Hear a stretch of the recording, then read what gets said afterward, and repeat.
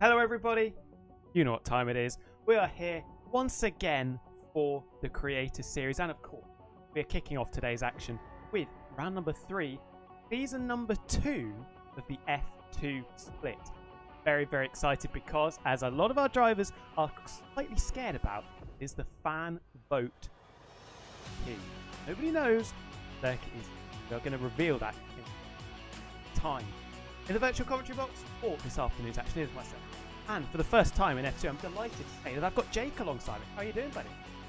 Yeah, no, this is going to be something that's really interesting because these drivers are going to be left quite literally on an iceberg. They don't know where they're racing. They haven't had the opportunity to prep, or if they have, it's just been a case of trying to get all their skills together. But that real understanding of today, this is about natural driving talent. How quickly can you adapt to the track that is put in front of you, the car that you've been driving for the first 2 rounds of the season, and put down on the table and say, I've got the most amount of pace over 1 sprint and 1 feature. Well, should we put our drivers out of them? Put all of the fans out of them as well? So, you've all been voting for F2. Actually, you had a plethora of options. And we're going to go through, we're going to go top 3 first, in no particular order. Reveal it one by one. So, the 3 tracks made the top 3. Far from Silverstone and Las Vegas. Now, from seeing a few people's streams, people were very worried that it was going to be heavy rain around Qatar. Thankfully, it is not heavy rain around Qatar, so we don't have to think about that. So, in 3rd place in the vote, it is going to be Spa. So we won't be at Spa, which means that we are between, and I'm very excited for this, we are between Las Vegas and Silverstone. We're between Las Vegas and Silverstone. And the track we're going to, I'm delighted to say, it's Great Britain. It is Silverstone. You gotta love it. It's the home of motor racing as a whole. It is a circuit which has gone through a number of different renovations over the years, but this layout, since we've had since 2012, has been simply incredible. I don't think you can ask for much better of a circuit to go out and prove it, because it is completely pancake flat. You are relying very much on the case of how much can you get through the corner. And you're talking about a track which has the weight of the world of history backed behind it. I would have loved to have seen Spa. I'm a massive cycling fan. It's the weekend of Liège, Bastogne-Liège, so that would have been a lovely tie-in to have as the circuit finds itself about 15 kilometers away from the end of the race at Liège, but that's fine. But then, of course, you got Las Vegas, which was going to be this absolutely fantastic shuttle through of a race, which would have said, right, where's your overtaking boots? Who's got what? But Silverstone, I think, is the great all-round challenge that these drivers are going to have to face, and it's going to be all about who is the most alert to their surroundings, especially on the opening couple of laps. Absolutely, and we do miss out on the potential chaos that would have been Las Vegas, but I think Silverstone is a very worthy replacement. Yeah, I think that as replacements go, you're really getting that sense that Silverstone as a track has all of the hallmarks of what great racing should be. It doesn't need gimmick, it doesn't need pomp, it doesn't need circumstance. It is exactly what it is, which is a racing track through and through. One of the few circuits out there that has got so much history in terms of where it builds itself over the world. It used to be the base for number 17 operational training unit, and ultimately that was always going to be something to ask. And this was the one place in the world where people wanted motor racing. They didn't want to close the Isle of Man and run in the Isle of Man again. They said, what are we going to do? And that's where the Racing Automobile Club said, you know what, let's take this circuit and let's go racing. And you know what, 70 years later, we're still doing the same thing. It is a beautiful circuit. How do you think our drivers are going to cope? Because obviously in an F1 car, the flow that you can get around Silverstone is absolutely amazing. How do you think the F2 cars are going to cope? I think that there is still going to be that element of flow that's going to be there. You do soak down a little bit here, the machinery. They're still on the F2 2018 spec of chassis out there from Dallara here in these F2s. So there's definitely that sense that these drivers do have that familiarity that they're going to be going out with. It's going to be all change when we jump over towards the next iteration, of course, of the Formula One games, where it'll be all new for the F2. But what they have to deal with right now is a circuit that sometimes is going to feel slightly too long. I think the Hangar Straight's going to feel a little bit long, but I reckon that they are going to be able to settle down into a rhythm, and especially when you've got those dueling places where you can go and attack. The opening sector all the way up to the Wellington Straight is going to be big, and the run up to the Hangar Straight is going to find great opportunities into Stowe. So I think there are going to be chances to say you can settle down, you can get a rhythm. This is one of the few circuits, though, that when you do find yourself on the wrong side of Lady Luck, it is so easy to get freight trained. Absolutely. And obviously, we've had 2 races so far, and they've been pretty exciting. Yeah, they really have. And I get the feeling that it's not going to be as straightforward as everyone thinks it's going to be here today. Yes, you've added the random element here today of not everyone's going to have the ability to throw forward and say have 100% confidence in the car track combination. Everyone's going to be fat. There are going to be certain drivers and certain driver types that are going to find advantages in this scenario compared to others. You're going to get drivers who have a naturally fast pace from the outset, and you are going to find drivers who, quite simply put, do need the time behind the wheel, do need the hours of practice to get up to speed, and they are only going to get quicker and quicker as this race goes on. So you're asking what's going to make this a really interesting race, in the sense that it's been exciting the first 2 rounds. It absolutely has. We've had 2 different race winners in the features in the first 2 rounds of the championship. A championship which is the difference maker of 1 championship point. Yes, it's been really exciting. But this race is going to throw a complete random element in, where I could easily say 6 different drivers could walk out of today as championship leader. Well, what are your thoughts on the championship leader, Mr. Dale, trying to get back into F1, of course? I mean, drivers always want to be at the top and want to be racing with the best. That is no secret to anyone who is out there trying to put as much time and effort as they can to get back up to the top echelons of the Creator Series. But you have to earn it. This isn't something where people are going to give this over to you on a silver platter and say, look, here's your golden ticket over to the top. You've got to win. You've got to get results here in this series. And to get those results, you have to drive consistently in machinery that isn't necessarily the quickest that you're going to find out there. So it tests you in a different way. And some drivers do suit the Formula 1 style compared to the Formula 2 style. And so when you've got that opportunity, you really do have that sense of, okay, right, channel down in, what do I need in terms of pace? I need to really hone my skills. And this is the sort of car that when you've got a little bit less power, but all the same tools available to you, it's about precision. And how precise can you be? And how do you add the fundamentals of racing back into what you need to do? Absolutely. Are there any memorable moments you have of this circuit? Obviously, like you said, it's been around for a while.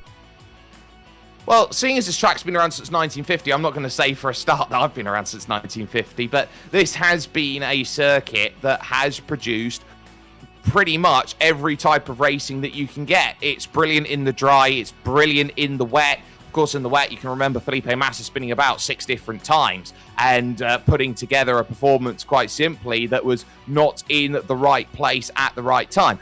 But you get that understanding that this is a circuit that brings together, I think, the best that you possibly can out there in terms of motorsport and motor racing. And it's classic. Even the modern races that we're seeing right now are considered classic style races, but you can continue to go back and back and back in terms of what this circuit Silverstone has meant. You can look back at Nigel Mansell's famous win here. You can look at Damon Hill and Michael Schumacher's battles that they've had around this circuit. And you can go all the way back to the inaugural race in 1950 when the cars could only do 140 kilometers an hour, essentially, around this circuit. And honestly, you get a real sense that this track, in terms of its fundamentals, in terms of what it has needed to be here in Toaster, England, It is a track that is as simple as I'll race you on the 3 runways, and it's whoever's first to the flag that makes it all happen. Definitely, definitely. And, well, what do you think about the 2023 race? I think that 2023 race was everything that it needed to be in terms of how people were putting it together. I think that was always going to be a race that you sat down and you thought, right, who's going to try and put as much as they could forward? I think this is a circuit that you sit down, you say, right, what more can I possibly get out of this championship? Yes, last year was very much a Max Verstappen runaway in terms of the season, but you really get a sense that when you are out there and you are trying to throw as much as you can at the wall and you are hoping that everything is just going to stick in a way that you know above anything else is going to be so important to keep in the back of the mind, I'm just happy that we get great racing year on year. I am so happy and so confident that there is always going to be development. And yes, some races do sort of fall into that Styrian dirge style of feel, but you get that understanding of that a lot of people came in and looked around at racing at a time where it was at its most exciting. It's not always the most exciting in the world. I think some fans do get a little bit spoiled when they came in under the Netflix era, but you really get that understanding of that this is motor racing and the best driver will go out there and win 9 times out of 10. Yeah, a great track for overtaking all the time. I mean, some of the legendary moves. We also had some legendary moments. I remember back to 1999, going all the way back that far. Wasn't quite born then, but Michael Schumacher breaking his legs at Stowe. Yeah, and that happened off of a false start, which I think's really important to keep in mind, because the way that works is, okay, you get a false start, everyone's got to line up and get back going again. But, of course, that's an era where everyone's got to try and push. And if there's something wrong and you're going hell for leather off of the start of the race, Michael Schumacher losing the opportunity to fight for the 99 championship, which he was pretty much locked on with pace to say that he'd give Hakkinen a real championship battle. You really get the understanding that this circuit is a give and take, and big accidents don't often happen here, but when they do, they are mightily spectacular. You've only got to look at Hamilton and Verstappen, of course, about 3 years back, just to get that understanding of racing is really serious and really dangerous. And at a modern circuit like this, you can pull 76G in a crash. You are really getting that understanding of this is a really, really big circuit, and one of the few out there that you look at and go, yes, you absolutely need all of the space here around a disused former RAF base to really just have that space to have an accident. That's probably, we all like these classic circuits, traditional tracks where it's not necessarily an entire street circuit, and allows us to have a little bit better racing, in my opinion, at least. We are, of course, on the formation lap. If you have not been with us for F2 in the past, we have our reverse grid sprint race, where we have one-shot qualifying, followed by our main feature race. Now, as we saw last week, some of the big names got caught up in major incidents trying to make their way back through the field. And this is a track where we could see something similar. Very much so. When you get a reverse grid, you really have two different mentalities. You get this massive crunch, this accordion effect that comes into play. And I think you've really got to be quite alert when you're out there and you're trying to get that racing sorted. One of the biggest things I think you're going to see is the drivers at the back want to get through as quickly as possible and find that pace. The drivers who are at the front are trying to hold on. And so who's going to give? Who's going to take? And we've got a fascinating strategy as well that we must talk about. Patterson, 7th place right now, is on the soft compound tyres.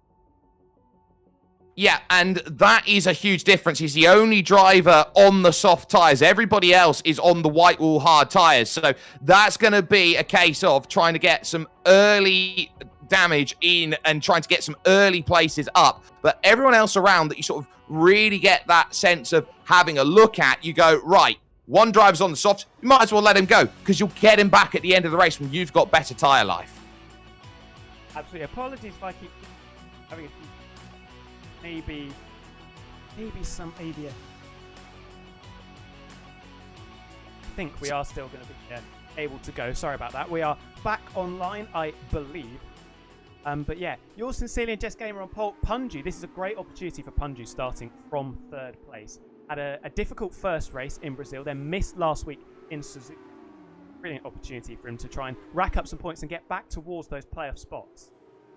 Yeah, this is where you've really got to switch on and realize that you're given a great opportunity. If you start on the front on these sprint races and you can make places quickly in the opening lap, opening 2 laps, while the other drivers a little bit further back down in the field have to charge through the field, you've got the advantage of time on your side. They've got to get through 13, 14 different other drivers. You've got to sit down and say, right, where can I pull that back together? This is probably the most nervous time that all the drivers will have during the course of their race weekend, or race day, I should say, that they've got, because now it's just about waiting, and that, I think, is going to be the most important thing for these drivers to keep in mind. They've just got to wait.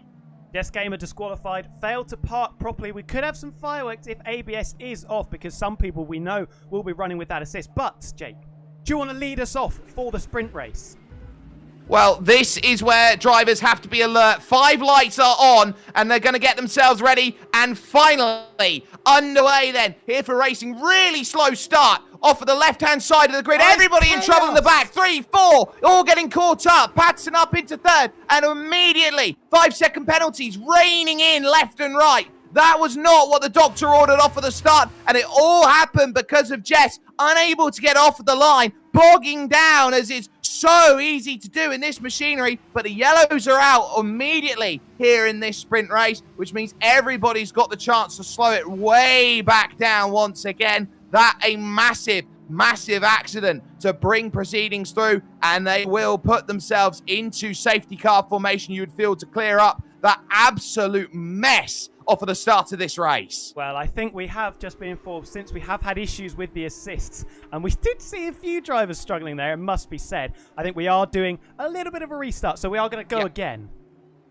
Yeah, I think that's for the best. Obviously, if everything wasn't quite up to scratch in terms of everyone's playing on an even playing field, then it was only the right decision to basically say, right, just re-rack it up, because we weren't quite there. We weren't quite ready to get ourselves going. And it does happen when it comes to esports that, you know, you do have to re-rack. I mean, the virtual Le Mans race, I believe the 1st and the 3rd years went through multiple red flag periods in order to get that self and that race sort of going through the entire time. So it's not uncommon for something like this to happen. So I think this is going to be something where some drivers will feel very, very fortunate that they get a second chance at it. Others, like Patterson, for example, the opportunity of surprise is completely gone now, Tom.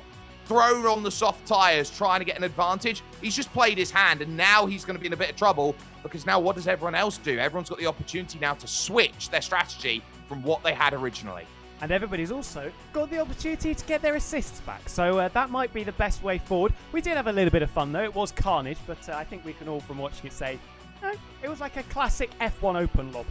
So yeah, we are going to reset, of course, and we're going to get back into business for the sprint race. I think we will have to do the formation lap once again, so it gives Jess the opportunity to park up efficiently. But yeah, we should be going in a few moments' time once again.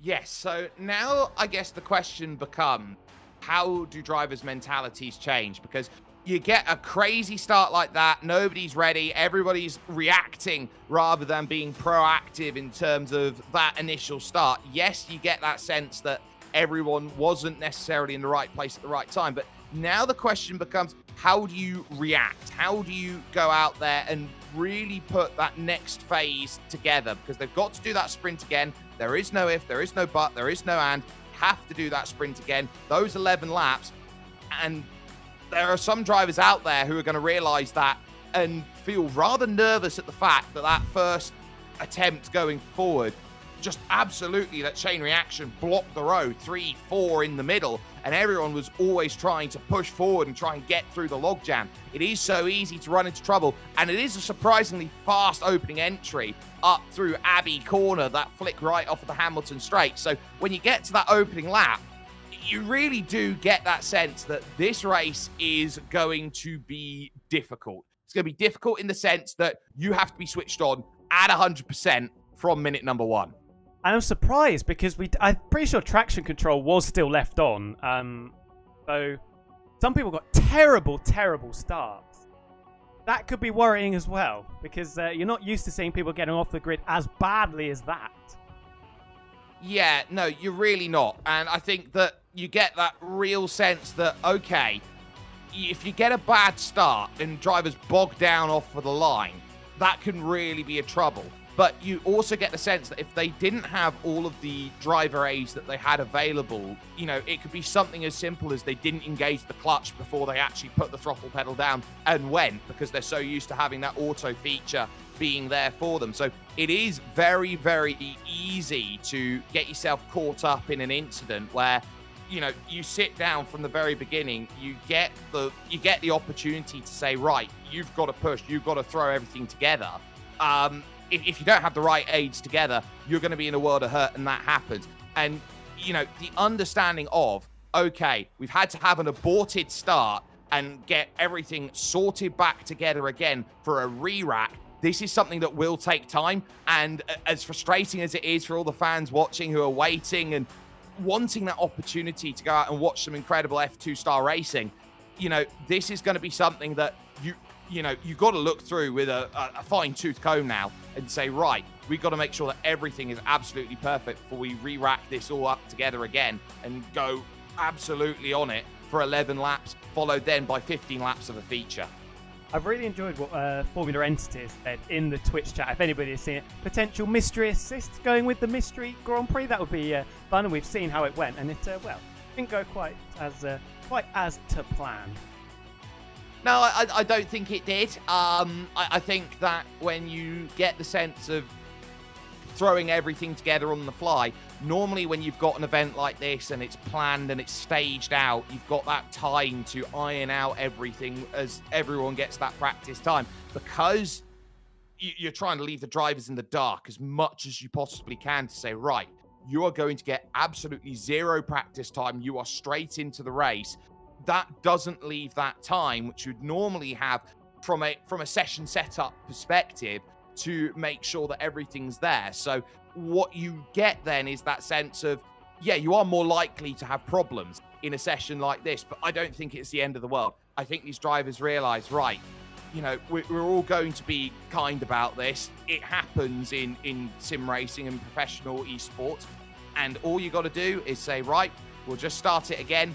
No, nothing's lost really. It's not like this is the real world where you've got multi-million pounds worth of damage that's just been dealt to everyone.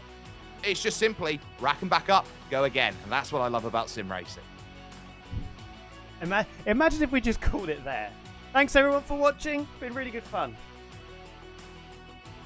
That would be a little bit unkind, I think, and it would be the biggest bait and switch to the point where we jump the shark. But I'm really looking forward to that next stage, and hopefully those drivers who are a little bit further at the back, who got caught up in an absolute sandwich, have that ability to push forward. But yes, I think that this is going to be where drivers realize, right, we know it's going to be a dry race at Silverstone now, and I think that little bit of anticipation will now just slightly calm, because they realize, okay, I've got more time to digest the information, digest the circuit, visualize it, go out and attack it.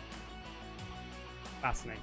Really fascinating. I'm not sure what the tyre strat will be. I think because it started, everyone might have to stay on those tyres. So I think, yeah, that could be an interesting one. Leaves Patterson on the soft crown plan tyres, though, if that is what happens. See how that dynamic works. I expect Patterson, I think, starting from 7th place on those softs, should be really far towards the front very quick. Should have a great start compared to those hard tyres, of course. 2 steps softer.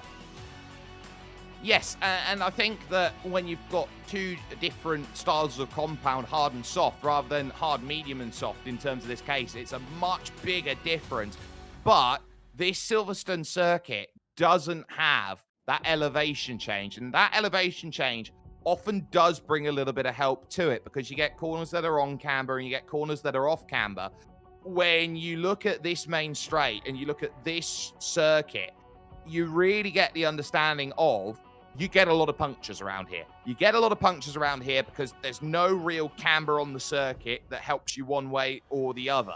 So you get that big lateral movement of the tires. It happens so often. And that's why you've got to be really alert on your tire life And that's why that one gamble, I think, is going to be really, really important in terms of what Patterson's race is going to be, because he's gambling that he can keep those tyres in an operating window so that they don't hit the cliff.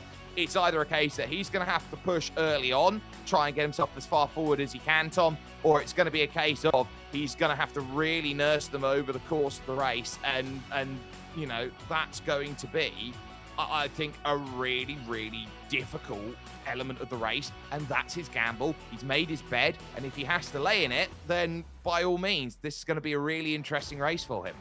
Absolutely. I mean, I'm surprised, to be honest, that nobody else went for that gamble. Surprised that it was only one person?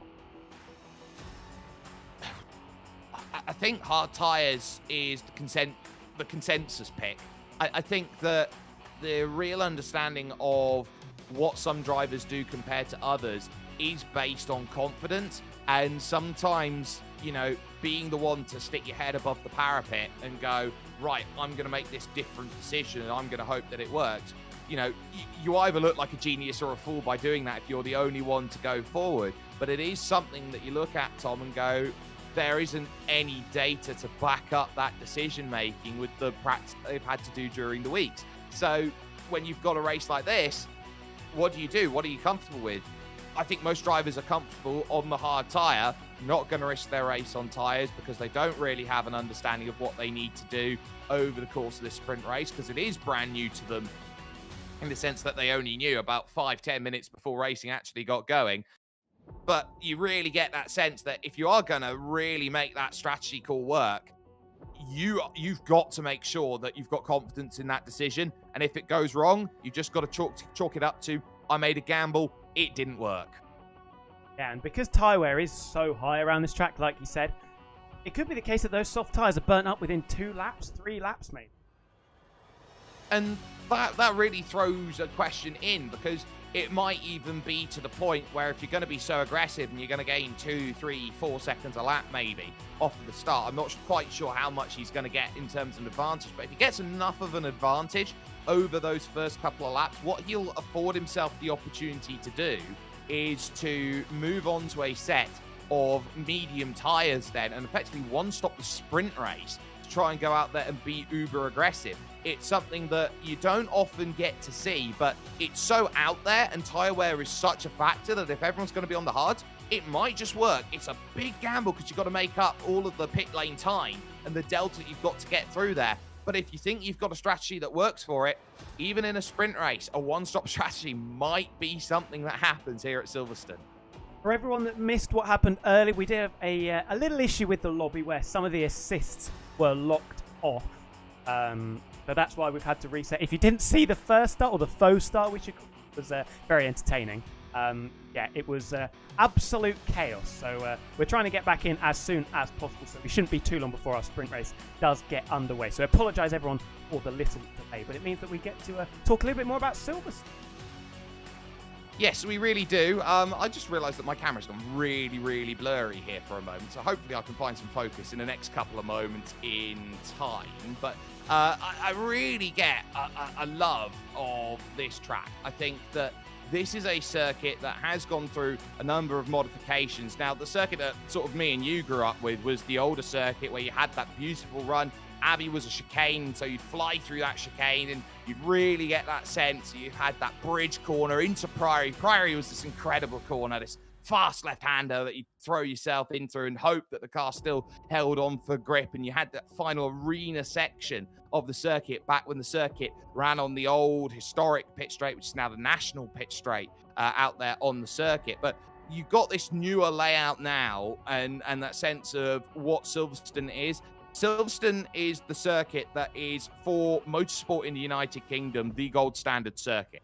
It will always be the gold standard circuit until a new one gets built that's to an even bigger golder standard. But I think Silverstone is such an institution right now that all of the emphasis is being put on, will Silverstone be this absolutely incredible circuit that will continue to be at the forefront of racing for years to come?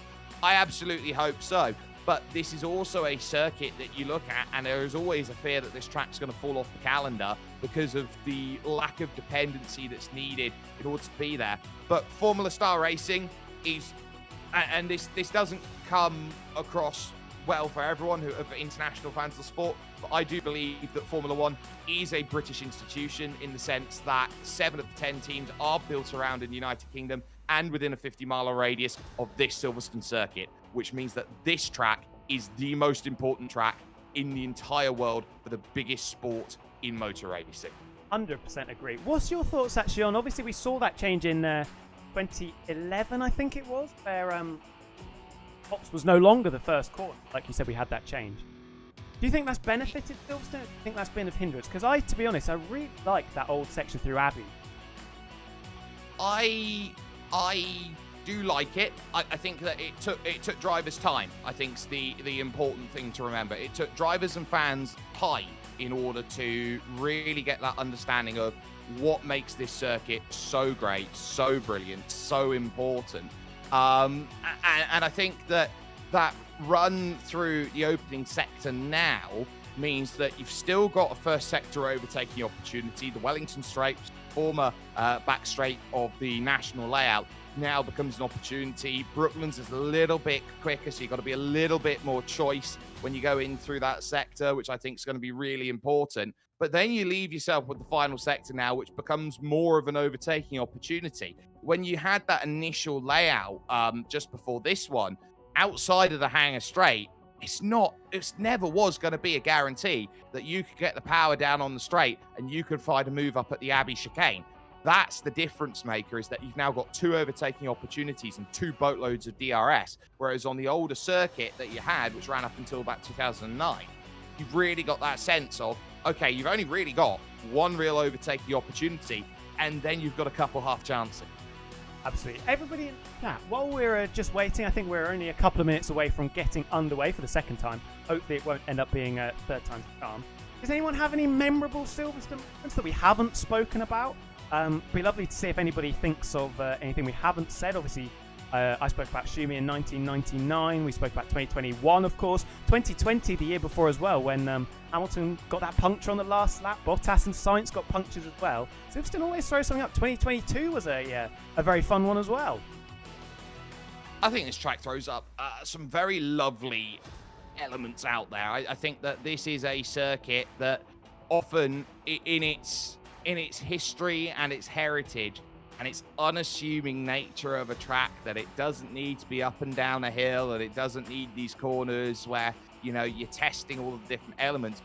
By its simplicity, it's a great circuit, and it does produce great racing because it is as old school as it gets. You are chasing a driver around the circuit, and it's not going to be a case of you're going to be up the hill and you're going to lose all of the draft and the slipstream. You're going to get crosswinds. Well, although this will be a very windy track, and you do have to deal with that quite a bit, it's very much a different circuit to everything else.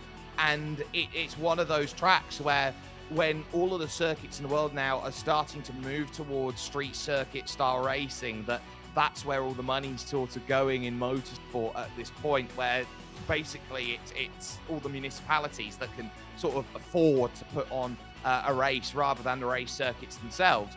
You get that sense that you miss a track like this, a track where it is so open and it's so flat and it's so different to the modern style of circuit. Opinions on the influx of street circuits recently?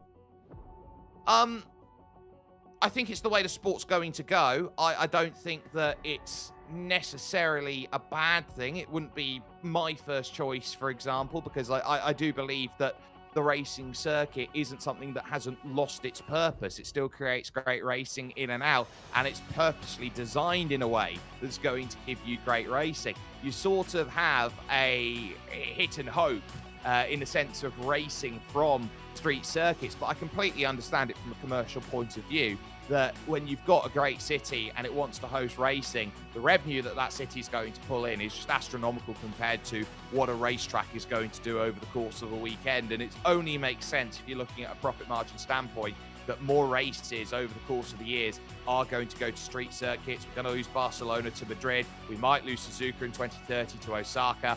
It's something that I think is going to be more and more common, and you're very likely to see street races become the norm at the top levels of championships out there. I mean, personally, I think it is a huge shame. I'm a traditionalist. If we had Hockenheim back, I'd be delighted. Same with Malaysia as well. It'd be nice to get that back soon because that was an incredible race. Losing Suzuka would be disastrous. It's in the category of, you know, Interlagos, Silverstone, even Monaco. People don't like Monaco that much at the moment. But they're tracks that you've got to keep. It's for the history, right? I think you have to keep Monaco. I think Monaco is the benchmark that makes every other race great. And I think that's what I love about Monaco as a circuit. Yes, it's difficult to overtake. Yes, the cars have essentially extended by a third, making overtaking nigh on impossible. But that's the charm of it. And that's been the charm of it ever since its inception. And that's why I think it should stay on the calendar. But I do think it'll be a massive shame if Suzuka falls off the calendar, because Suzuka is one of those tracks where you don't get figure eight circuits in the world very often that are built in the way that they are built. And that is one of the great circuits out there that you get fantastic racing out of time and time again. And, you know, you really do have to drive a little bit differently at Suzuka compared to a couple of other circuits. And I love it. It's a fantastic challenge. It's a true driving circuit. And you do sort of miss that with the new circuits, that, you know, it does feel, with the way that you've sort of always got to tick box with the newer circuits, it always does feel a little bit artificial, the new circuits that are there. And of course, the street circuit invasion that's sort of in place. You know, I do think losing something like Suzuka will be a great shame. Barcelona is going to be a shame that that's going to go as well. But really, in terms of circuits and the style that you can get forward, I'm looking forward to what is thrown up, because you do get some street circuits out there that are fantastic. I think Baku is an absolutely monumental street circuit, for example, in terms of what it offers from the old city to the new city. So to get that understanding of what makes a circuit great, it's case by case, but I do prefer having a dedicated racing track. I think we're both in the same boat. I think that's the best way to put it. Everybody can... we can get back in our seats, though, because I think we are getting ready to go. The formation lap should be starting in a moment or two. For everybody wondering, it is Silverstone. I know we haven't seen it very much yet, but we are getting underway in about 30 seconds' time as drivers get their race strategies sorted. We'll see if everybody's on the same tyres or not. And finally, we'll be able to kick off the sprint race and this afternoon's action. Yeah, and this afternoon, I think we are in for a real treat, because these drivers have had to have fairly hefty delay here of about half an hour, 35 minutes to sort of chill out, basically, before they have the ability to race. And, you know, to be left in this sort of situation, for those who weren't here, of course, we did have a couple server issues out there, which meant we did have to restart and bring everything together as the formation lap's just about to kick itself off. So these drivers now get that re-rack, they get that second chance to jump up through the field and to really make something happen. But, you know, the real understanding of it is these drivers get a second opportunity. I can confirm they're all going to be on the same tyres that they were originally going to be on. So again, Patterson will be the only one on the soft. Everybody else is going to be on the hard compound tyre. And this is going to be a race where, as they re-rack it up and everything's working as intended, I am really looking forward to who's going to decide to be aggressive, knowing that they will feel like they have waited far too long for this race here today. Yeah, and it's almost a big negative for everyone, isn't it? The nerves have been building. They've been waiting for so long. We had the false start previously, where people may have lost a little bit of confidence as well with what went on when the assist got turned off. So it's going to be really, really fascinating to see what happens. We apologise that we are, 35? No, not quite that much. Half an hour late or so, but we are going to get, hopefully, some fantastic racing action to make up for that slight delay. And I'm hugely, hugely excited. And hugely grateful, of course, that we can bring it to you, because F2, ever since it was introduced, start of this calendar year 2024, first season was outstanding. Some of the racing we got was brilliant. Some of the controversial moments were really exciting to watch as well, and that's carried on into this season. We've got the two Campos drivers battling really nicely in the championship. Mr. Dale trying to make his way back up into F1, that return story going pretty well at the moment, because he is leading the championship, albeit only by 1 point. 1 point's all you need, really, though, and that's the thing. It doesn't matter if you win by an inch, you win by a mile. A win is a win is a win, and that is what Mr. Dale is trying to deal with and manufacture at this moment in time. So when you really get that understanding of what do you need to do out there, you're not judged on your best days. You are judged on your worst days over the course of a championship, and races like these always test the talent of the quick drivers, because it's about working out how good are you at overtaking the car in front and how much of an advantage do you have in terms of making those moves. It's going to be fascinating to see. For the second time, would you like to take us through the start of the race? I know we didn't quite get it through last time, but for the second time this afternoon, Jake, do you want to take us away? Why not? As everybody sits themselves then and gets themselves parked up on the grid, they will know that that grid stall is going to be important. If they do not line up in there properly, they'll be disqualified from the formation lap and then reset into their box in order to get their start sorted. It's been really important that they have warmed up those tyres and go through. That's one way of doing it there. And Mr. Dale will take that disqualification and now will have to park in the box almost as far back as possible, but they'll have 5 red lights to navigate themselves through. Yours sincerely on the front, Jess alongside, and the lights go out and they will be underway. It's a pretty decent start off the front by Yours Sincerely as everybody falls quite nicely into line. Running into Abbey Corner then through the first attempt forward, and that's going to be nice. Bit of side-by-side. There's the spin, though. In the background, Spirate, Addy, and F1 Scott all finding themselves in trouble on the inside of the opening corner. Drama immediately on the early stages. Patterson with a stormer of a start is already up to third and challenging for second. Got yellow flags all over the place. 3 drivers meeting in the middle, but Patterson, like we expected, on the move straight away as he challenges Punju on the run down into Woodcut. As we come through, we go up into second place. Beautiful stuff, getting ahead of the Trident. Excellent, excellent start. Yeah, that move at Brooklands was pretty much everything you wanted to get that sense through. And then the long right-hander leading on towards that Woodcut corner and that section. Now immediately 0.3 of a second gain back. It's going to be crucial when lap 3 comes along and the DRS becomes active and available as they now start searching, looking at Dirk here, who's having to look behind. That's Duncan trying to keep himself in play. Jess Gaming's also having to play defensive here in front in 4th position. So a really nice start by Dirk, able to jump up through the order and gain those places through the most famous S's section in motorsport. It's often imitated, it's never duplicated. Out of Chapel and on the hanger straight. Here goes Hoodie Pete. And look at the start for the 2 Campos drivers as well. They were 16th and 17th, now up into 8th and 9th. Points very much on the table for both of them as Dirt Chocolate through Stowe gets past Jess Gamer. And we've got a little bit of a bottleneck forming behind the high-tech driver. We've got Duncan, Hoodie Pete in there who we're on board with at the moment. Big cluster of cars going into the Vale chicane. Yep, and now it's about drive because you've got to wait for the power and you're always turning and trying to put it through as they go through. The Dams of Yours Sincerely with the first fastest lap, but Patterson will take that as he challenges for the lead. 3 wide as they now push towards the opening corner. There is the look down the inside. Mr. Dale up to 6th place with that pass, getting through on Jess Gamer. Hoodie Pete still searching for a way down the inside in the Ollie Behrman car, and he's looking through them all by Falcon's machine there to 24, trying to dive through, and that contact was enough to send Jess Gamer spinning around there in the arena section. F1 Alex ran out of road going through turn number 1, fell off the circuit, but still going to be on the move. Dale up into 6th, his teammate following through nicely. Hoodie Pete was almost in 5th a few corners ago, now could be losing 7th place and does. Maybe a little bit of contact there as Hoodie Pete gets out of it. That allows the MP Motorsport car of Mikey up into the top 8.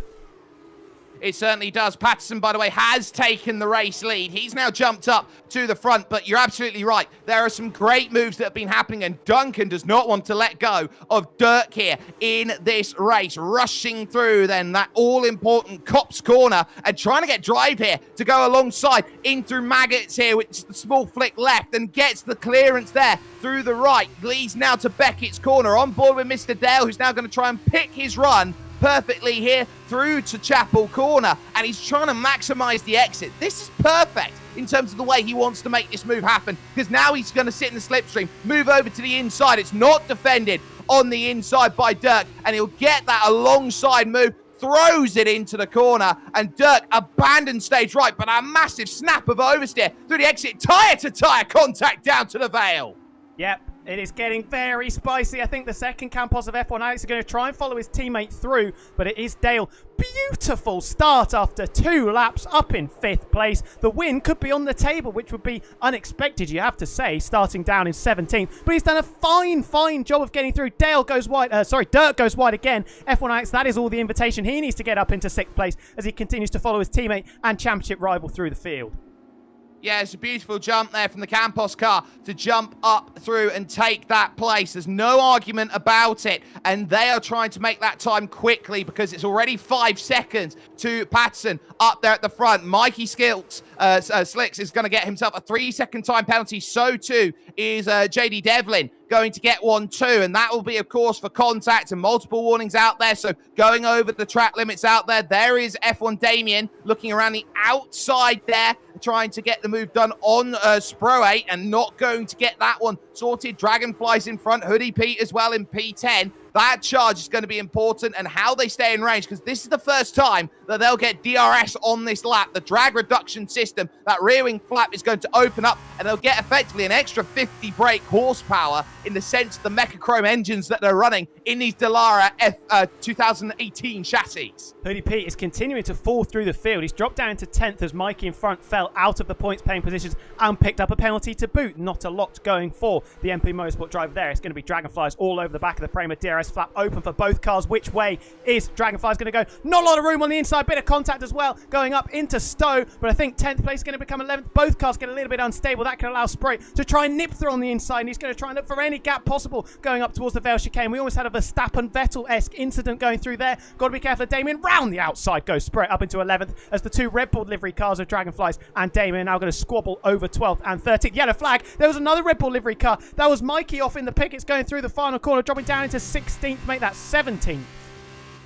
It's so easy to do, and we see that so quickly happen, and it's so easy just to drop it and go. But look further forward now. This is what's going on. Second, Yours Sincerely, absolute train behind at the moment. Punju wants to get through, so too Duncan, Mr. Dale, F1 Alex is in there too, and Dirk's only 2 seconds back. The look now into Brooklyn's too wide, too deep, a bit of Noah's Ark sim racing, why not? Contact there between Dale and Duncan, but all of a sudden Duncan trying to work the inside. You can get the power a little bit earlier on that outside track, and it's going to work there for Mr. Dale. He'll get the run through Woodcut and over towards Cops. Yours Sincerely holding the weight of the world behind. This is Christmas for Patterson, now 5 seconds down the road. Got to be careful though, because his tyres are going to go off. Speaking of going off the road goes Yours Sincerely. Concedes 3 places down into 5th as Punju and Dale are now debating 2nd and 3rd. Yours Sincerely trying to have it out with Duncan. F1 Alex still trying to get involved as well as he plays follow the leader with his teammate. But at the moment, it's Punju from Dale. Yours Sincerely going very wide and is still side by side with a Van Alstor with 3 wide as they bang tyres going through Maggots, Beckett's and Chapel. And on the run up towards Stowe Corner, any one of the 3 of them could come out in 4th place. Yours Sincerely, half a lap ago, was in 2nd and now could be staring down the barrel of 6th. Dale and Punju side by side as well, just in front, running up towards the Vale. There is the Van Amersfoort. They're just about holding place. Duncan holding that station. It is F1 Alex who's going to be looking around thinking he's got the short end of the stick because now he's got to get past Yours Sincerely early. Heavy over that inside curb at Club goes Duncan, and that will be a cause for concern. Lap 5 here out of 11. And the one worry you'd have on the soft tyre is the second half of the race. It's going to be more difficult than the first. The hard tyre is free to basically go. Another search around the outside then from F1 Alex again here, not finding it on his run into the Village Arena. Dale's got up into 2nd, and you think he's going to charge towards Patterson now. Those soft tyres surely at this stage are going to be past their best. I think it's going to be a matter of time before that Campos reels him in. F1 Alex has been left in the dust by his teammate, who's got through the traffic unbelievably well as F1 Alex has sat still at the back of this group behind Punju, Duncan and Yours Sincerely, who you think are going to battle until the conclusion of this sprint race. It's always going to be very difficult here because you do get that dirty air effect, the vortices that run off of the aerodynamic downforce here of this machinery. So you've really got to be alert to where you can find that overtake here, and that slightly missed apex by Yours Sincerely might just open the door there at Cop's Corner. Now rushing around then towards Maggots here to the left, through the right-hander, just backing off of it there, not wanting to push too hard now, in through Beckett's corner, looking for the next right-hander, over to the Chapel, put a little prayer down because the hanger straight's going to be where you need that slipstream to come into play. A little bit sluggish there as Dirk takes a 3 seconds time penalty for multiple warnings, with a little bit of contact there with Dark Viper potentially, who's just moved through behind. So that's going to be crucial in terms of that place, but You're getting a sense now that it's starting to string out, and Patson's in comes in. Patson. This is a one-stop. That's brave. Whoa. All contact. Speaking of brave, that was a big lunge up the inside from F1 Alex into the Vale chicane. B-Roy picks up a penalty, but it won't affect his chance of getting points down in 14th place. Patson has really rolled the dice. I'd imagine he's going to go soft tyres again. But wow, that's a really interesting strategy. He's going to lose all of the track position, obviously. Has he thrown away a potential podium? Well, it depends on how those tyres were going to go. Now, we got a yellow flag out then in the opening sector, but it looks like we're okay. But I think this is going to be about how those mediums charge through. Actually, no, it's a second set of softs, potentially, that it's going to be. We'll see when he comes back out and we get out of that pit scenario and that pit strategy. But it looks like, yes, a second set of the soft tyres out there. So I don't believe that they are held, so to speak, to quota here in this race, because effectively it's a zero-stop race that they've got out there. So Patson going soft, trying to get through. But to that podium, you're looking at about 15 seconds to try and chase down. Now, yes, you'll get 5 laps advantage on the drivers who are out there at the moment, as we are seeing a little bit of looks there between Duncan and Punju for position. This one is for second place, but you get that sense that if you are going to make that time up, you are going to have to hope that those hard tyres fall into a rut, and I doubt that they're going to find it. Damien also now with a 3-second penalty. They are notorious here at Silverstone. Yeah, everyone in that bottom half of the field struggling to keep it within the white lines. Someone that's struggling to hold on to places is Punji, the Van Amersfoort of Duncan, still all over the back of the Trident. These are going to be really important points for Punji. Obviously had a difficult first race in Brazil and then wasn't here last week in Suzuka. So if he's going to make the playoffs for the second season in a row, needs to start racking them up now because he's got a big deficit. Still got Duncan all over the back of him. Yours Sincerely has dropped out of DRS range, but F1 Alex can't get through, and this is allowing Dale to scamper away out in front. The championship leader will maintain it. Big wobble for Punju going around the final corner. Not a lot of room on the left-hand side for Duncan. They're going to go side by side down the Hamilton straight into turn number 1. Is Punju going to leave it? No. Backs out of it. Drops down to 3rd. Could be 4th and maybe 5th because Yours Sincerely in the dams is right there. F1 Alex and Dark Viper trying to get involved as well. Punju could be tumbling down the order. It's going to be 3 wide again as we go through Club Corner. Village coming through. 3 wide. How do you fit 3 cars through here? Somehow Punju and Yours Sincerely don't make contact, and I think it's going to be the dams that comes out on top, although he does fall off the circuit. 4 wide maybe with the second Van Amersfoort of Dark Viper trying to get involved.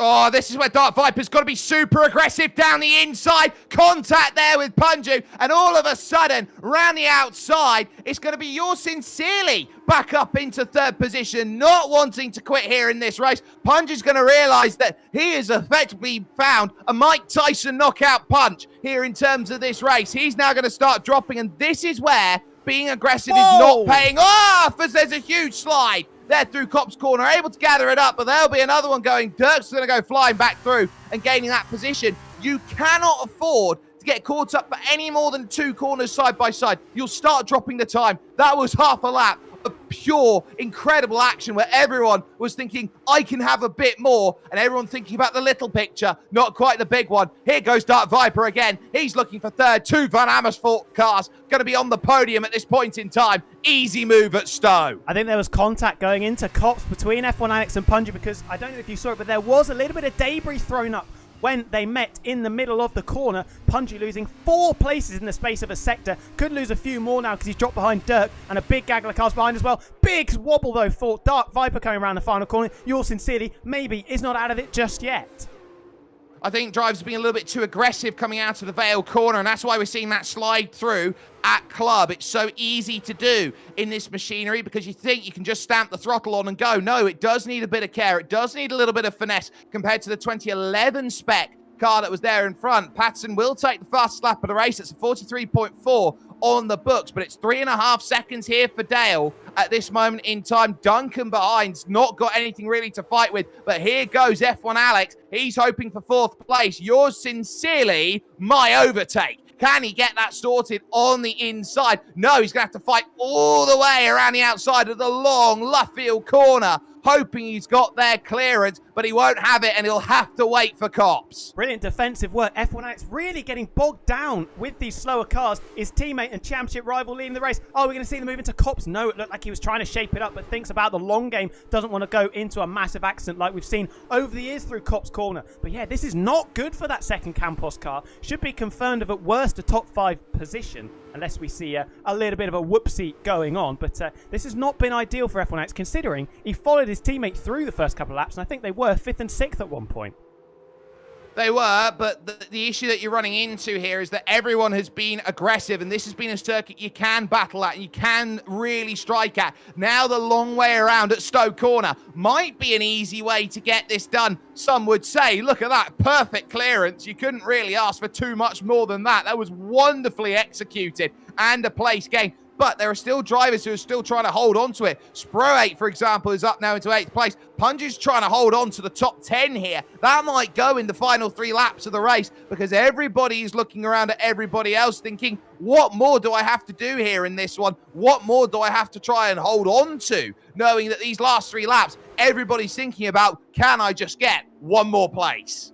Everything to play for. Dirk Chocolate currently sat in 6th place, but with a 3-second penalty for corner cutting, could drop out of that top 8 and pick up no points for what has been a very, very commendable drive. Hoodie Pete's under pressure once again from Dragonflies as they're going to go through. That's a penalty, though. That's going to be points gone for the high-tech car, unfortunately enough. And 10th place, he'll probably stay around that with everybody behind him having penalties as well.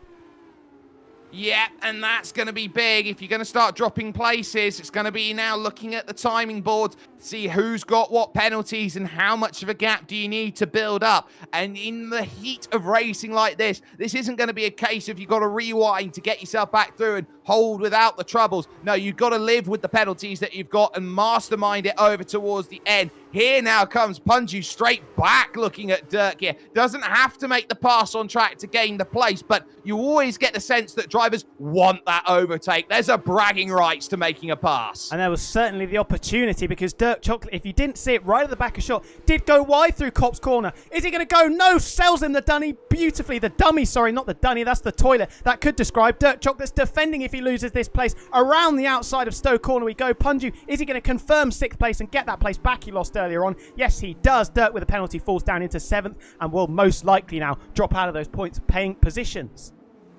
And already down to just 2 laps remaining here at Silverstone with Mr. Dale in front, 3.2 to the good over Duncan, and the gap's opening up there. But in and around that top 10, Dragonflies is hoping to try and move and gain an extra one more, really trying to navigate through the opening couple corners, well out of it there through the second part, and then through in at Village Farm. Wasn't quite ideal, but look at how that wide line is taken, trying to really open up the attack off of the exit there of the loop in through Aintree and onto the Wellington straight. This is where the DRS is going to be crucial, because you've got to try and angle towards that inside, up in that 6th gear. Can't find it, spin in front, and that contact's big, because that was Hoodie Pete going around. It was Dirk Chocolate and Sproat coming together, coming through Brooklands, both of them falling out of points-paying positions now. Hoodie Pete is falling into his lap as he jumps up into 7th place and will probably finish there unless the Invicta car of Sproat gets through. Disastrous for Sproat and Dirk Chocolate as they both lose ground.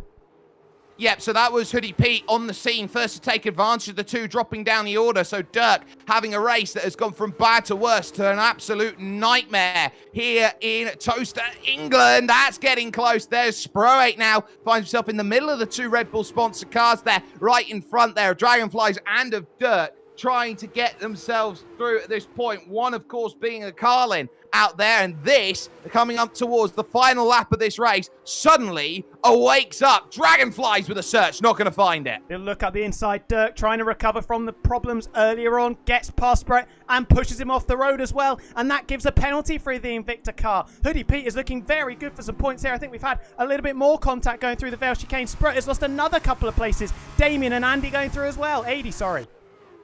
Yeah, that's how quickly you can drop. And when everybody's looking around trying to get that 8th place, you're going to have a few drivers who're going to be bridesmaids and they're not going to be happy. No. At the end of today, 1, 2, 3. All going to go to the inside. Sprite's going to pick up 2. So Addy's going to drop. You're going to see there the likes of Dirk's going to drop as well. That's going to put Patterson up then into 12th. F1 Scott now up into 11th place, and they're going to jump, but it's being managed beautifully at the front of this field. We watch here in 8th place, but we can't forget that the front of this field, Dale's been doing everything perfectly, and he's been in a Dale of his own. He might as well be in the Yorkshire Dales. He's got so much of a gap. Punju, that's going to be a place lost, you would imagine, to Hoodie Pete with a late 3-second penalty.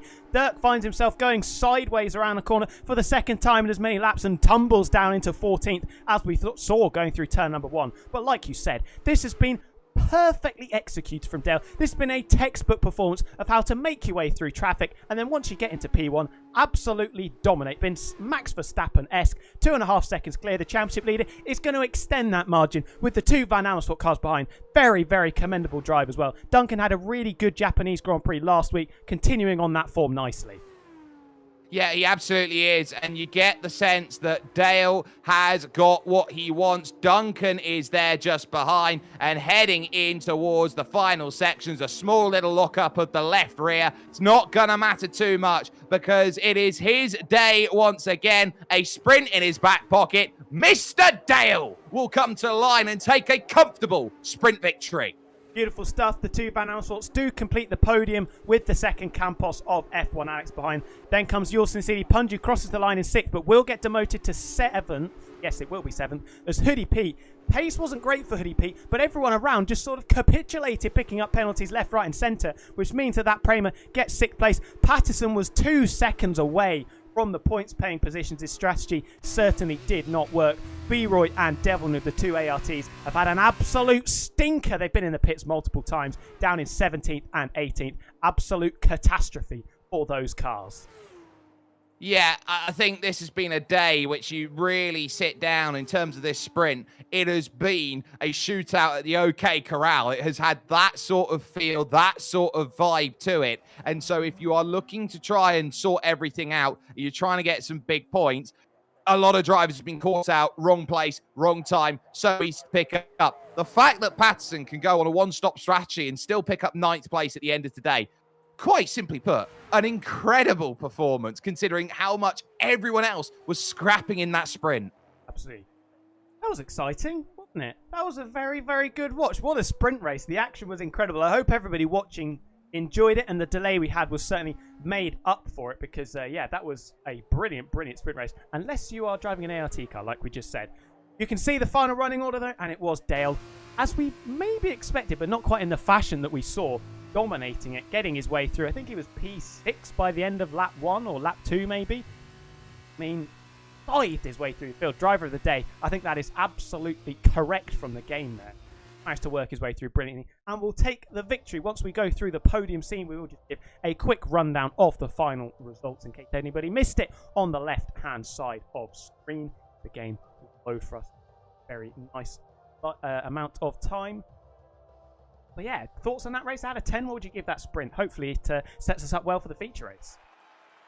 Well, here's the thing. Out of excitement, it's a 15. It had absolutely everything from an excitement level. In terms of keeping it together on the circuit, that was about a 6 maybe out there. It was a tough, tough race. You had to have your head on a swivel out there in terms of putting it all together. And it's those drivers up near the top of the championship who are proving if you want to score points in a championship like this, you've just got to keep the car clean. It is as simple as that. You've got to try and drive with damage limitation, or sometimes I like to call it landmine avoidance. You've just got to make sure you keep it out of trouble. You've got a real opportunity to go out there and throw your head forward. The good news is, for those drivers who struggled, they've got another 15 laps to figure it out once again, because there's a feature race yet. Second chance for everybody. Dale from Duncan. Dark Viper, 3Ds on the podium with F1 Alex just behind in 4th. Yours sincerely, Hoodie Pete, Punju and Dragonflies completing our points-paying positions. Patterson getting up into 9th, then Damien Sprite, Scott Jess Gamer, AD, Mikey, Dirk down in 16th, and then the 2 ARTs of B-Roy and Devilnoob had a little bit of a disaster, it has to be said. It happens, but I'm sure that those drivers will be looking to try and jump back up through when it comes to that feature race. So you're going to add an extra 4 laps onto the timer for it, and strategy will then start to work itself in. So I'm really looking forward to it. I think it's a much different showcase. It's a much different battle that they're going to have. And I think those extra 4 laps is going to add that element of calm here, Tom, because when you really sat down and looking at it, you've got more time to play with. The urgency that you have to go and make overtakes drastically reduces. I think people might just chill out a little bit more. I think maybe we have to as well. Speaking, I mean, I definitely sounded like I had been on quite a lot of helium whilst talking that. I went very, very high pitched out there with some of the battles that we saw. But yeah, I think people will probably be a little bit more patient. More points on the line, of course, in the feature race, 25 for a win, whereas it was only 8 previously. But we are going to get going for our one-shot qualifying session in just a moment's time. 1 lap to decide the grid for the feature race. Now, we've seen one-shot qualifying recently. Of course, the end of last season, we saw it quite a lot, and we've seen it this season as well. Some of the big names get themselves in trouble. They invalidate or they make a mistake, and they're starting way down the field with their main rivals, of course, right at the sharp end. It's a much different qualifying out there compared to what current Formula standards have for qualifying. It's the old system of qualifying that ran through the mid-2000s, and I think it's an absolutely incredible system to put together in on the books. It is the one true test of a driver to say, right, you have 1 lap, 1 opportunity to go out there and put it all together. It is so easy to drive off the road and not have the lap that you want and find yourself at the back of the field. It's a test of nerve, it's a test of skill, and it's a test of talent. And whoever's got all 3 of those in the back pocket, welcome to one-shot qualifying. It might just be the greatest way to decide a grid out there that has currently been thought of. Certainly the most unpredictable way, and it really puts pressure on all of the drivers. Obviously, we don't have the knockout format. It's an interesting question, actually. Do you prefer the knockout format? I personally am a big fan of it, especially when the grid's so close. Very unpredictable. Q1, always really exciting. You never know. We could see the big names making a mistake going out in Q1, Q2 as well, and of course the final top 10 shootout. Maybe not in recent times because it is usually a Red Bull starting quite a lot ahead of everybody else. Knockout format, one-shot quali. Where would you sit on that? I think that the important thing to remember with one-shot qualifying is that it was based on where you finished in the race results, and you had these wonderful stories of drivers who didn't get the race they wanted, retired, having to go out early in a qualifying session, putting a big banker lap down, and everyone else trying to jump up forward when the track was a little bit more green than some of the other drivers would have to deal with. And that natural advantage that you would have by running later in the qualifying session, having a track that's more rubbered in, having that advantage to say, you know what, I've earned the opportunity to have the best possible conditions for the next race. It was always a case of it perpetuating upon itself. When you've got the knockout qualifying system currently in Formula Racing, it is great in the sense that you get stories of, oh, this driver of this team jumps up into Q2, jumps up into Q3. That's great for the mid teams because it makes every session important. But for those teams up at the top, it does mean that sometimes it has that feeling of you've got 2 sessions when the car is so good that you know you're not going to drop outside of the top 10, that you don't necessarily have that worry. That is why I love one-shot qualifying, because it means that there is only 1 lap. Yes, there's less spectacle for the Saturday, but everybody understands that you have 1 job, 1 opportunity. It's can you put that best lap forward? And arguably, I'd say it creates more shaken up grids than you do having the system, of course, of the knockouts, where you've got 2, 3, 4, 5 opportunities at some circuits to put the lap time together. I actually really I want to get your thoughts on this as well. The sprint shootout qualifying for it. We obviously didn't get it in the game this year. We saw it in real life, where it was the knockout format, but the time was condensed, and we also saw some places you have to use the hard, medium, and soft tire. What do you think on that front? Because obviously you have less time to get your lap in, and the way that the tires work with the fuel burning down as well. You do see drivers improving throughout the session, which you don't normally see in the knockout session. 1 lap, 1 set of tires, low fuel, go for it. If it doesn't work, you got. I like it. I think that you really get that sense where different tires have different benefits. Although you might not have the most optimal 1 lap pace strategy out there, if you've got a car that's going to run 2 laps, 3 laps, you've really got a sense that you can try something different out there, and it is going to work for you because you've got a little bit of time to work with the tire. Although it's not going to be 100%, you've still got more life in it to go out there and attack. That's why I think that qualifying session is going to work. can feel a little bit gimmicky, but I think it's going to be all right. I think it's going to be one of those qualifying sessions out there that I really enjoy. Definitely. It's been so fun to watch, hasn't it? The sprint coming back next week in China, of course, in real life F1 racing. Obviously, we want to focus on this and who can be the master of the British Grand Prix, who can get that happen. That all-important one lap in to get himself on pole position. I don't know if you saw Brazil. Out of, I think we had 20 drivers that week. And bear in mind, Brazil is a track that track limits aren't quite as severe as they are at Silverstone. Shouldn't be invalidating as frequent. We only had 9 drivers actually set a representative time through Brazil. Dry conditions, everyone was warmed up, we had the sprint. Only 9 of 20 drivers managed to get a time in. Do you think we could see something similar here? I think we could very easily see something very similar here.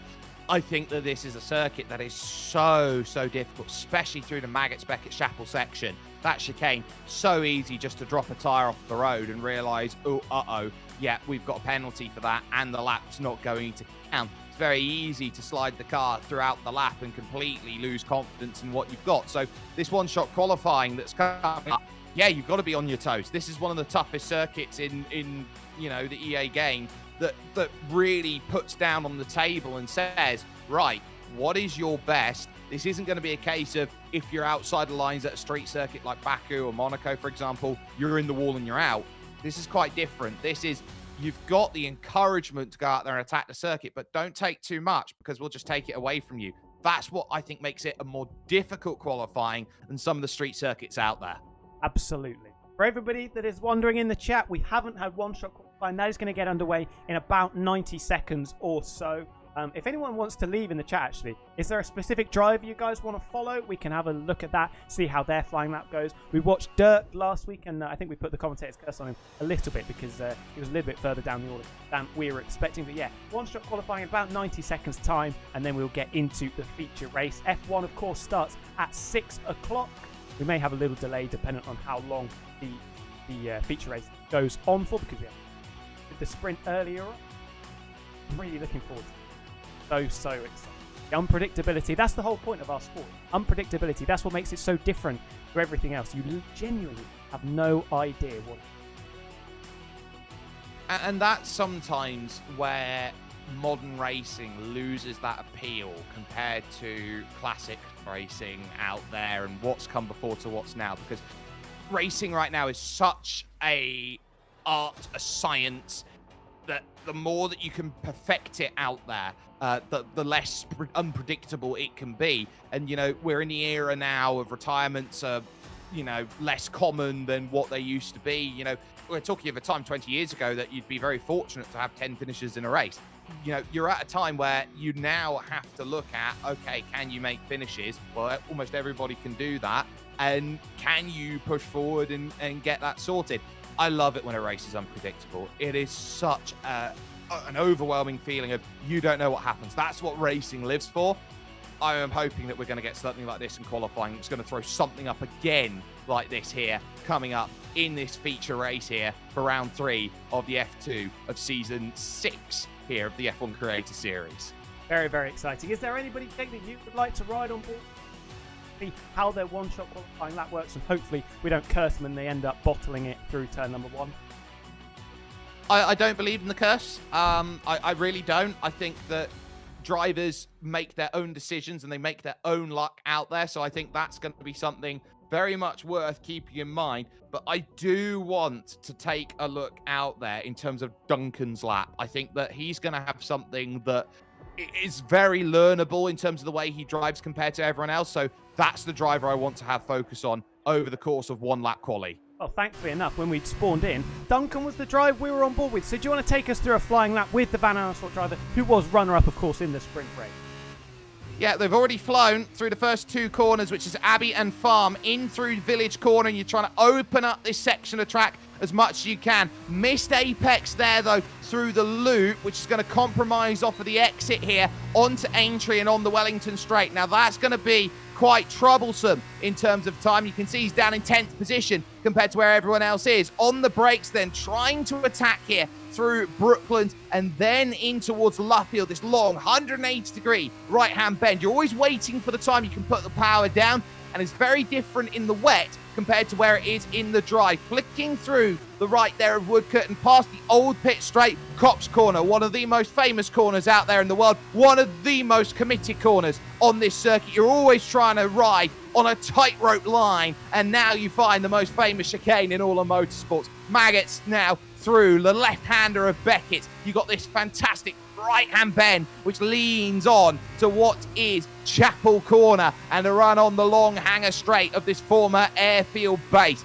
This is where you descend ever so slightly down the hill, and it does pitch up slightly right before the braking zone, which means you can attack it slightly later. Always looking to try and wait for that entry to hit. It's a late apex through Stowe, down through towards the Vale, and you got to pick your braking marker now. Attack the anti-cut curb on the inside, and then do not extend too far wide out, because you might just ride the curb there like Duncan did. He did so well to gather that back up in the second and third sectors there. He was looking for about 11th or 12th. He's done well for a P9. Brilliant final sector, but if everyone wants to turn our attention to the lead battle, that was incredibly close. Top four separated by less than a tenth. It was F1 Scott who returns to form, though, with pole position, 139.8, and there are a few drivers joining him there. 1 millisecond between F1 Alex in second and Sproat in third, who was F1 Alex was only 26 milliseconds behind F1 Scott, and Dale just under a tenth in there as well. The only other driver in the 39s. Dark Viper, good lap as well, only a quarter of a second back. Then the two ARTs trying to make up for their poor sprint race, Then Punju in 8th ahead of Duncan, who we were on board with. Damien rounding out our top 10. First of the Dams cars is Dragonflies in 11th ahead of the two Pramers, Patterson and Hoodie Pete. We're a little bit disappointed, you would imagine. Mikey, yours sincerely, Dirk down in 16th. 80 and Jess Gamer. The whole field covered by only 2 seconds, which, to be fair, isn't too bad. And to be fair to them as well, all 18 drivers were able to set a representative flying lap there, Tom. So that's huge in terms of where they sort of put everything together. Yeah, nobody really out of position. The one you could argue is Dirk down in 16th, although he ended the feature race after a little bit of playing of bumper cars with a few of the drivers he was around, down, and I think he was 14th over the line, somewhere around that region. So, yeah, certainly got some work to do, the Road and Carlin car, but it's not a monopoly from the Campos cars. Second and fourth, Dale, surprisingly in fourth. You would have expected he would be the favourite for pole position, but F1 Scott coming in clutch, a brilliant pole position lap, and Sproat right in there as well. We could have a four-way scrap potentially for this win. I think you've got a huge scrap for this race win. It all depends on how aggressive you want to be on this opening lap and where do you extend that over towards the second lap, third lap. You get the DRS and then you're into strategy mode. I think that this is going to be a really, really important one, because when you've got 4 drivers who are all so close, they're all going to start pushing. They're all going to decide, right, what is going to give me the opportunity that everybody else isn't going to have out there? What is going to give me that little edge? Right now, strategy, I think, is going to be quite telling, because Dale's on a soft, along with Dragonflies, Patterson, Hoodie Pete, and Dirk. Everybody else starting on the hard compound tyres. So, again, we're getting that switch, but I think the soft to hard strategy, I think it's going to be a little bit more telling when it comes to this feature race, because you've got those extra 4 laps where those hard tyres are going to run off a little bit more. And so, as such, you are going to have to think about, when do you jump off of those hard tyres? Yeah, and I think the strategy here is going to be fascinating because, and I might sound like a broken record because I say it every week, but the meta, if I can use that word, has been, in recent weeks, to start on the harder compound and move to the softs. Now, this week, we've got 2 steps different. But the hard and the softs, not the soft and medium or medium and hard. That could throw a little spanner in the works. Dale has gone for the soft tyres. He's one of an exclusive club. Only 5 drivers. Dirk, probably unsurprisingly on those softs, trying to make up as many places as possible from that poor qualifying. But Dale is the only driver in the top 10 that has decided to roll the dice. It's commendable, but it could be a mistake. We'll have to wait and see. Well, the one thing you're always looking at is fuel. And this isn't going to be a fuel-limited race, as it never is with Formula Racing anymore. But the key here is fuel. And the reason why is this. you've got more fuel in your car. When you've got more fuel in your car, you're going to have more weight in the car. That means when you're moving about on the circuit, you're creating more wear into the tires. And that's why drivers want to be on the soft compound tire later on in the race. They want the fastest tire with more life for longer. The way you get that, you get a lighter car, you get less of that lateral movement. And as such, you've got the ability to attack the soft tire for longer. Fascinating. I'm really looking forward to this. We've got a slightly more split strategy, and we've got one of the front runners that has gone for the alternate strategy. I'd be surprised if Dale isn't P1 by the end of lap 1, getting through Spray, his teammate, and F1 Scott. We've got a Prema flying up the right-hand side, trying to get to his grid box as soon as possible. I wonder if that was Hoodie Pete there. It's going to be really interesting. F1 Scott on the front row had a stinker in the sprint race. Didn't have a good time in Japan last week either, coming off the back of 2 second place, of course, in Brazil. Huge opportunity to get his championship charge back on track. I think Scott will try and snap up that opportunity with both hands.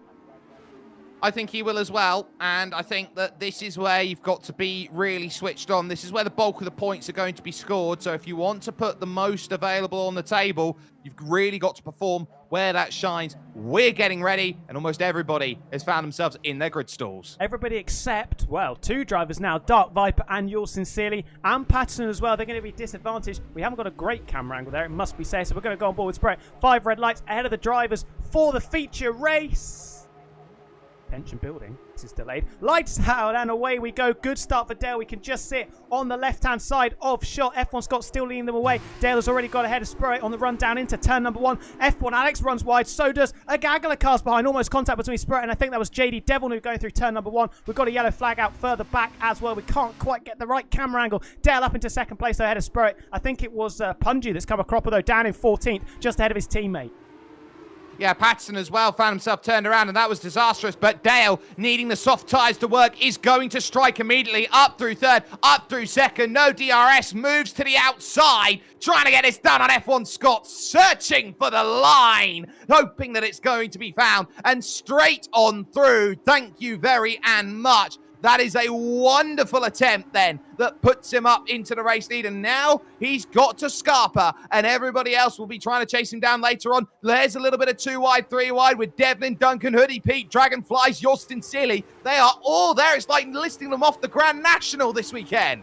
Yep, B-Roy trying to have a look around the outside of Cop's Corner. Didn't have the space, got a trident going off. I think that was Punju off the circuit again. Terrible, terrible start for Punju, down in 13th place. Devil trying to hold on ahead of Duncan. Hoodie Pete and Dragonflies have made up places on the soft compound tyres. Patterson and Dirk Chocolate most certainly have not, down in 15th and 16th. Devil could be under pressure though on the run up towards Stowe with Duncan, Hoodie Pete and Dragonflies looking to nip at the heels of the ART car. His teammate in front going for a move though on Dark Viper. Before we look at that, down the inside into Stowe corner. Spro on the back of F1 Alex in front. Little bit of a wobble on the exit. Is that going to allow Dark Viper to try and send up the inside into the Vale chicane? No, slots in just behind. Yeah, thought better of it, but someone who isn't necessarily thinking that right now is going to be JD Devlin, who's going to be looking around. Look at Dragonflies trying to push through on the soft tyres. Is joined by Hoodie Pete trying to get through. Now, the worst thing for the soft compound runners is if they get bogged down in some of the hard compound runners and find themselves stuck in a train because they will use up all their tyres and a bit more with the dirty air effect. Everybody covering for that inside line in towards the third corner of Village and then through the loop around the outside, tries the Prema there of Hoodie Pete, gets it done. And look at the issue for Devlin with power. That will put Yours Sincerely around the outside and they will scrabble all the way forward. But unfortunately, someone's got a board full of consonants, can't quite find the move through the left-hand bend there of Brooklands and then to Luffield. It looks like Yours Sincerely looking backwards rather than forwards. You need eyes everywhere. You absolutely do. Contrasting fortune for the 2 ART drivers. Started 6th and 7th. One of them has moved forward in B-Roy. The other one is tumbling like a stone as Devil Noob has dropped down into 10th. Could be falling further down the order with Mikey, Yours Sincerely, and Dirk Chocolate up the inside into Cop's Corner. The Dams and the Road and Carlin go side by side. They don't make contact. Dirk trying to force his way through. Trident off the road again further back. Still side by side into Magus Beggars and Chapel, but I think Dirk Chocolate is through using those soft compound tyres to his advantage. Yeah, he's done really, really well to gain that gap. I did just see there, B-Roy absolutely sliding. There's a huge catch going through the corner for yours sincerely. Dirk is not going to wait around. He's now going to look at Mikey Slicks for the move straight down the inside. Thank you very much. That's as easy as you get them there at Stowe. A little bit further forward, Duncan now trying to find that move, just trying to keep the nose on the inside. Very cheeky compared to Hoodie Pete there, because he definitely didn't command the corner, but he still took the advantage. Hoodie Pete taking it and extending off the end of the circuit there through Club. He can't afford to do that too many times. Trying to angle to the inside the opening corner. Oh, the squeeze. Just there, the extra grip of the soft tyre, saving Hoodie Pete.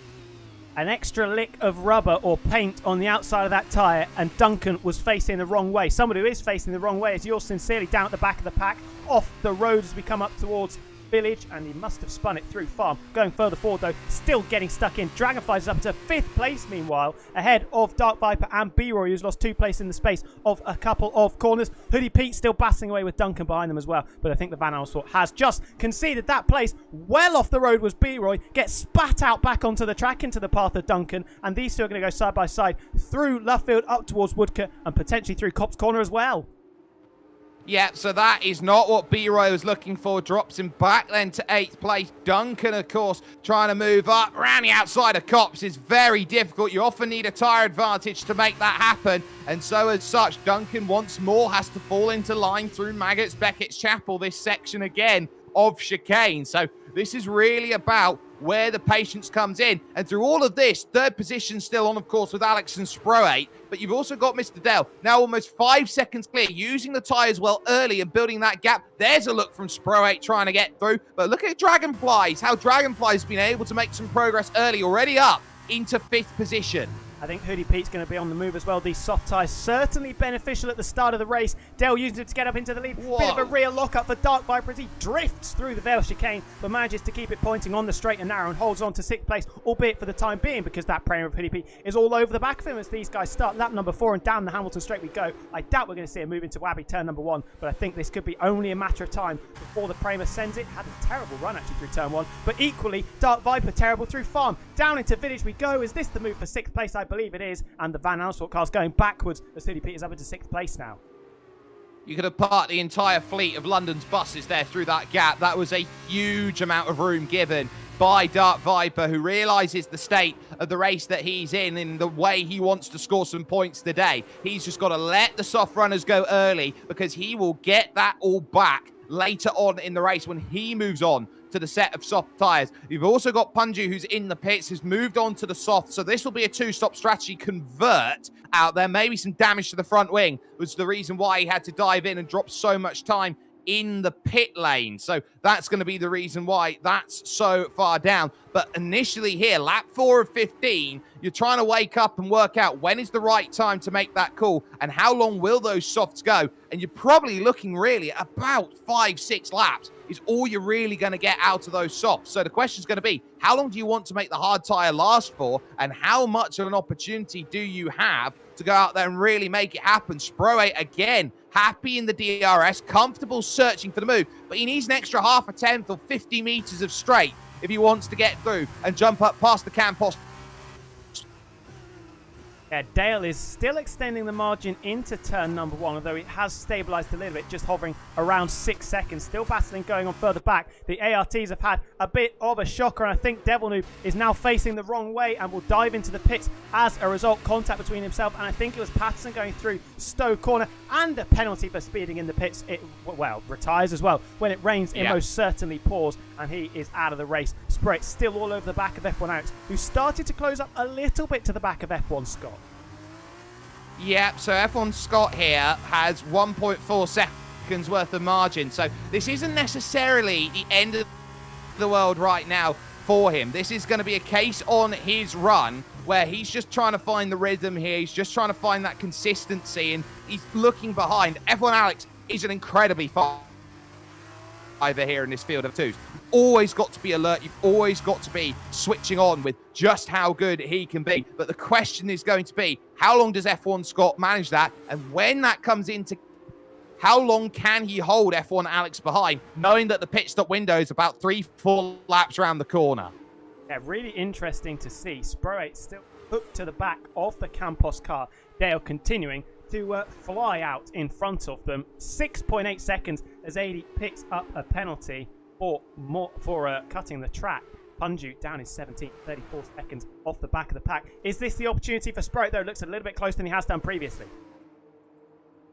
Yeah, it is a bit closer. Now I'm going to have to search to find that move. It's not quite there. It's perfectly covered. But look at this. Trying to pick a pocket underneath on the inside. Now the wrong side of the road here for the Vale. And now in towards Club Corner. Still has to play patience. I think F1 Alex here is really trying everything. And Spro8 is doing F1 Scott a favour here. The leader of the hard compound tyre runners. All his battling is going to bring the likes of Dragonflies in. Patterson, first take of the softs, really into the lane. Yeah, it's not looking good for Spro8 and F1 Alex at the moment, as F1 Scott is now 2 seconds clear. Patterson, like he did in the sprint, pitting early. Those soft tyres haven't really helped him out too much. Still right down the order. Dale continuing to accelerate out in front, though. 7.3 seconds that margin now.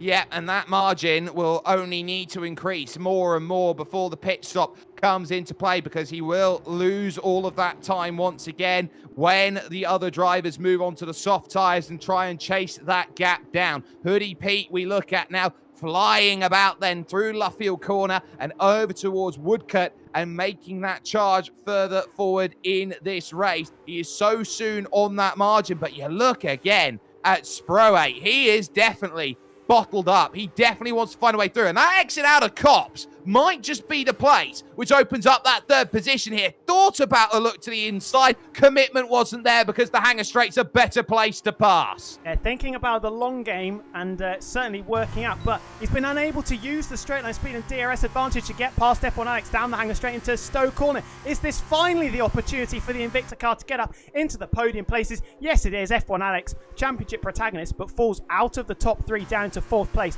Dragonflies a little bit of a wobble on the exit there for Spro8. Is this the opportunity to maybe stand around the outside of the Vale chicane for F1 Alex? I think potentially he's too far back. Certainly is. Dale starting to lose a bit of time, though, to F1 Scott out in front. Yeah, and that's just because of the battling there. So that's why that gap is 2.4 seconds too, because it did take time and it did take confidence to try and find those overtakes and those all-important moves. Now, we are seeing drivers making good progress. Dragonflies, Hoodie Pete and Dirk all on the soft tyres, all extending them out to about lap 7. And if they can get as little running on that hard tyre as possible, they'll keep that in the window and they can attack that hard tyre more. I think that's the key here right now, is how much can you attack the hard tyre? Knowing it's not going to go off, you know that at the end of the race here, you can drive at absolutely 100%. There are going to be some huge concerns here for F1 Alex, because there's a bit of a train forming as Hoodie Pete has a little look up the inside of Brooklands on Dragonflies, but thinks better of it and stays behind for now. The train is forming certainly behind the Campos of F1 Alex. Dale is still gaining time. It's stabilised for a little bit. Now got back over 7.5 seconds. So certainly contrasting fortunes for the two Campos drivers. Dale very much in a league of his own right now. He is, but he's earned that with his strategy. He's earned that with the way he's wanted to conduct this race. He wants to make sure there is as minimal risk as possible, and that's why he went alternate to everyone else. As we watch Dark Viper here through the middle, the soft runners here might start to struggle on their tyres, might struggle through the corners with grip, and that's where the hard compound runners might start to take an advantage. Dark Viper, though, stuck in that drag reduction system train. He's got the aid, and so too has the driver in front, and the driver in front of that, which means nobody's got the advantage. In comes your race leader. No surprises on that. 7 laps all could manage, and that might just trigger everybody else on strategy to jump through. Hoodie Pete has dived into the pits. I think he might actually be the only driver who stayed out then of those on the softs, because Dragonflies and Dirk have both dived in. Yeah, and Hoodie Pete's under huge pressure as well from the Van Amersfoort of Dark Viper. Is Hoodie Pete going to be able to hold on just about going through Abbey Corner, but goes a little bit too wide? Those soft tyres really starting to struggle. Unable to capitalise as the Van Amersfoort of Dark Viper. He's trying to swing it around the outside of Village, maybe not. Going to think about maybe the loop and the Wellington Straight to pick up that third place on the road, which I think is a net 6th place once everybody files back in. I think the biggest thing here is that F1 Alex came in on the hard same time, and he's going to go onto the softs to the end of the race. That is a huge call by F1 Alex. Here comes the look down the inside. Dark Viper makes it look elementary, my dear Watson. Oh, he has a huge slide going through the middle of the corner. Just about gathers it back up again and will take the place. But F1 Alex trying to make 9 laps work on the mediums. That's going to be huge, but we've also got a bit of drama down in the second sector with a couple drivers, and it looks like B-Roy, another issue for B-Roy out there, and through comfortably goes Mr. Dale. Yeah, not ideal. The 2 ARTs, once again, have had a stinker. They qualified 6th and 7th, fell out of the top 10 pretty quickly, and, well, the rain certainly pouring on those drivers. Further forward, F1 Scott, 1.6 seconds clear of Sprue. Hoodie Pete still glued to the back of Dark Viper, and we could be seeing this overtake made once again with the helping hand of DRS. I'd be amazed if Hoodie Pete in that Prema doesn't dive into the pits at the end of this lap. He's going to make the move down to Stowe, returns the favour, gets back up into 3rd place on the road, but will we see that Italian manufacturer with the Italian driver jumping into the pits? Yes, we do. Hoodie Pete is in, as is F1 Scott. The race leader is now handed over to Sprue, with Dark Viper still staying out as well. Well, look, F1 Scott has to cover off the move made by F1 Alex. I think that's the huge thing in terms of his call. He's got to dive in and cover off that move because F1 Alex on the soft tyres is his biggest threat right now. Addy takes 5 seconds of extra penalty for speeding in the lane.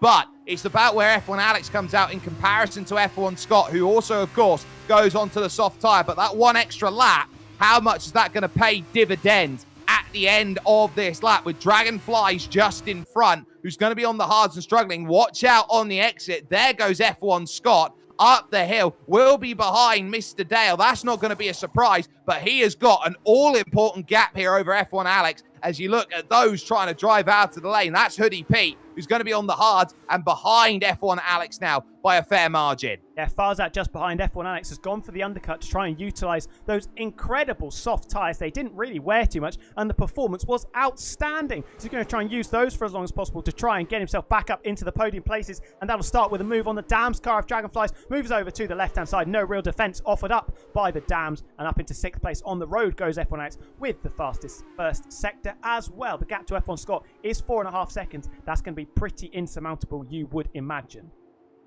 Well, that's 4.5 seconds, but F1 Scott's got 6.5 seconds to chase down on Mr. Dale. That's where the race is going to be won and lost, but Mr. Dale's got to deal with Duncan, Dark Viper, and Sprue, who right now are still due to dive in and make their pit stops, but that's a long ways away yet. But in comes Sprue then from the race lead, and he's going to be followed in by 2, and I think he's going to be followed in by 3 as well. So all 3 of them are going to dive into the pits here, and that's pretty much going to cycle the field out then. So Mr. Dale will know exactly what he's playing with 6 laps to go. The time he crosses the line as he runs through the Bell Chicane, and everyone are going through this neolithically slow pit entry because, of course, of it being on the inside of the circuit and how quick the finish line comes up as to stop people taking the pit entry to go through. And look at that, that's a double stack. Yeah, really poor communication, it has to be said. Duncan being left out to dry as he has to stop behind his teammate in the box. That is the fastest lap for F1 Alex as well.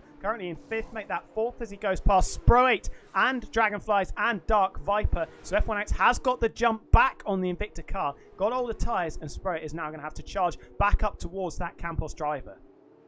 He really is going to have to move, and he is going to have to move with a lot of haste with how late it is in the race. The gap, 5.3 seconds with 6 laps to go. So that's got to be 0.8 of a second a lap for F1 Scott to chase down Mr. Dale at the front of this field. It is doable, it is possible, but it all depends on how those soft tyres hang out in the long run. With F1 Alex 3rd, Sprue in 4th, and Dragonflies trying to hold on here to a top 5 finish. That's what's going to be there towards the end of the race. You got to keep an eye out on those drivers on the hard tyres, and they are going to have to defend late here in this one. Gap already down under 5 seconds. Yeah, this is not a done deal out in front. F1 Scott is taking huge chunks of time out of of Dale. Those soft tyres, especially when they're brand new, working incredibly well, and Scott could be cruising up to the back of the Campos in a few laps' time if Dale doesn't get a bit of a shift on. Still got some squabbling further back. Hoodie Pete and Dirk Chocolate squabbling over 7th and 8th. Dirk on slightly older hard compound tyres and looking a little bit unstable going through Magus Beckett's and Chapel, but with the helping hand of DRS, can the Carlin car try and get ahead of this Prema that has just come out of the pits? We'll have to wait and see. Going down the hanger straight and into Stowe Corner. Was that a move up the inside for Dark Viper? No. This is a move up the inside though into Stowe Corner, and that is 7th place for Dirk Chocolate. Really decent move back through the field because he's recovering nicely. Hoodie Pete though is going to say, no, I'm not going to live this down, and into the Vale chicane we go. Almost clatters the sausage curb on the inside, and that really sets Dirk Chocolate off on the wrong line. Hoodie Pete with a terrible exit though as well. This is some very interesting racing. Dirk deciding to stay behind through the final corner and try and use the slipstream down the Hamilton straight. Not really an overtaking spot into Abbey. You can't send it up the inside, and stays just behind the Prema, but I think he's probably going to lunge it up the inside into Village. Yeah, turn 3, if he can angle to the inside, he can have that lunge, but it's just about covered. But again, slightly too deep through that section. You're going to have to run around the outside of the loop or try and cut underneath. Perfect block pass there. That's how they do it on the dirt ovals. That's beautifully constructed, but here comes the DRS again. Dirk, all the struggle of that last half a lap, down to the fact that he ran too deep through Stowe, ultimately pigeonholed himself into a corner through the Vale, and just like that, he's now trying to rush for the inside here down at Luffield, and on the exit, he is going to just wrestle that away, prizing the move open with a crowbar. That was beautifully concocted. But as we've seen previously, that red Prema car certainly doesn't just roll out the red carpet for people to try and come through. The white flag certainly not raised as we come through Cops and up towards Magus Beckett's and Chapel again. Hoodie Pete trying to get a wheel alongside, but doesn't quite have the space and picks up a penalty for his troubles as well. That's probably the charge done. He's going to have to try and be dragged along by Dirt because there are a lot of soft tyre runs. They're going to be cruising up to the back of that Prema very, very shortly. Yeah, Mikey Slicks and Damien are going to be the two to keep an eye out on behind, who are within that 3 seconds, so they don't have to make the move. They've just got to get close enough. There's a little look from Damien trying to get through. But watch that gap here. F1 Scott, 41.8 fastest lap. That gap is under 3 seconds. He is motoring. Both Campos drivers are struggling. Dark Viper snatches the fastest lap away as Duncan picks up a penalty, but is towards the lower reaches of the points-paying positions. F1 Alex has got Spurray once again right on the back of him. The two Campos drivers are struggling. The two championship leaders starting to fall into the clutches, crucially, of the drivers behind. Dale needs to get his foot down because that gap has been halved in only 2 laps. Yep, and Spro8 realises now that there's a podium on the line here. And if you can get past right now, F1 Alex, you won't have to worry initially about Dark Viper because it's Alex's job to play that gunner role instead. So if those two want to scrap for the podium, they've got to make sure they deal with Dark Viper. There is Hoodie Pete, still there in P8, but again, look at that gap come down behind them. That's now going to be 1.2 seconds as Mikey Slicks is going to get right into the mix here. And he's going to say, well, this is my wheelhouse. I want a couple points. Spro8 now trying to set it up, heading towards Maggots and Beckett, but he'll use that all as a system of attack, which heads to the hanger straight. I think we're starting to reach the crossover point potentially because the gap, whilst it's still decreasing, now just over 2 seconds, certainly not coming down as badly as it was previously for Dale. But I think his teammate could be losing a podium spot, pulls right over to the left-hand side, and that is the white flag being raised by F1 Alex. Doesn't have the pace to keep Spurritt behind. Got to be careful he doesn't lose out to the Van Amersfoort of Dark Viper as well. But it is a podium spot for Spurritt, and as I said that Dale was trying to get a move on and the crossover point was coming, he's lost a further second in this sector.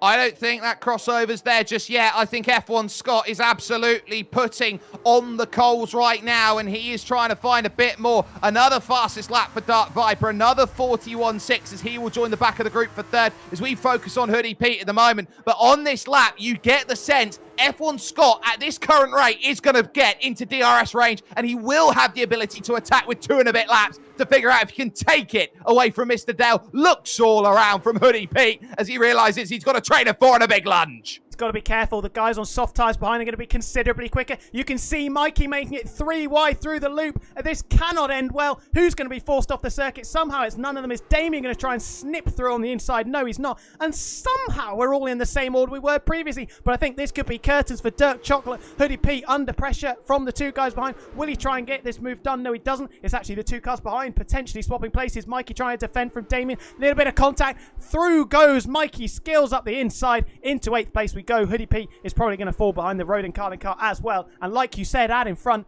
8/10 now the margin, as Dark Viper's all over the back of F1 Alex as well. Oh, we're going to see him move into Cop's corner with a yellow flag. I think that's the second Prema car of Patterson. His teammates under huge pressure, but just holds on to 9th place for the time being. Watch the lead. It's 0.6 of a second right now. And all of a sudden, Mr. Dale is in trouble. Watch out for 4th place too, as here comes the look down the inside. Dark Viper, who has been lighting the timing sheets purple, runs through the inside, takes that place. This will be the longest 2 laps that Mr. Dale will have to deal with, because F1 Scott right now is absolutely flying, and he realizes he's on the tune. He wants to go and get everything he can as they rush through the opening corner. Dale could be a bit of a sitting duck. He needs to hope those soft tyres go away from F1 Scott, but they're not only quicker tyres, they're younger tyres than the ones he's on as well. So this could be looking very, very bleak for our championship leader. He's in a good spot with his teammate falling out of 4th place, and the pace has really not been there for F1 X, but this could be the first opportunity that F1 Scott is going to get down the the Wellington straight. We can't quite get the right camera angle. DRS flap is open, but not quite close enough. I think we've had some contact going through turn number 1. Is that Hoodie Pete facing the wrong way? I think it is. The Prema's off the road. We're going to stay with our leading duo as F1 Scott, with so much more grip, gets very, very close to the back of Dale, going through Luffield and up towards Woodcote.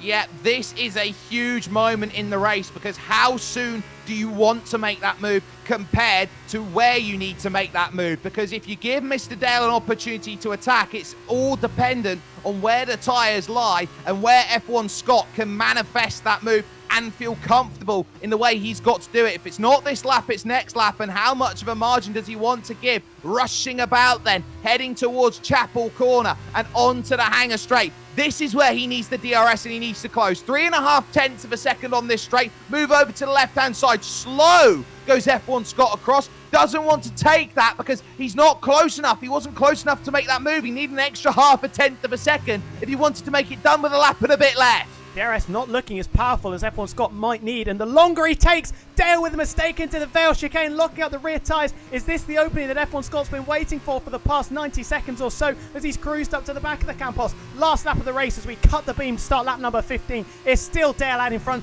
0.2 of a second the margin. Is Scott going to potentially look for a move into Village, the first heavy braking zone around the lap? But Dale has managed to pull out in front, a little bit of a buffer, but I think he's going to be under pressure down the Wellington straight all the time. Those soft tyres, though, are getting worse for F1 Scott, and the longer this goes on as B-Row picks up a penalty, the more he's going to come back to Dale.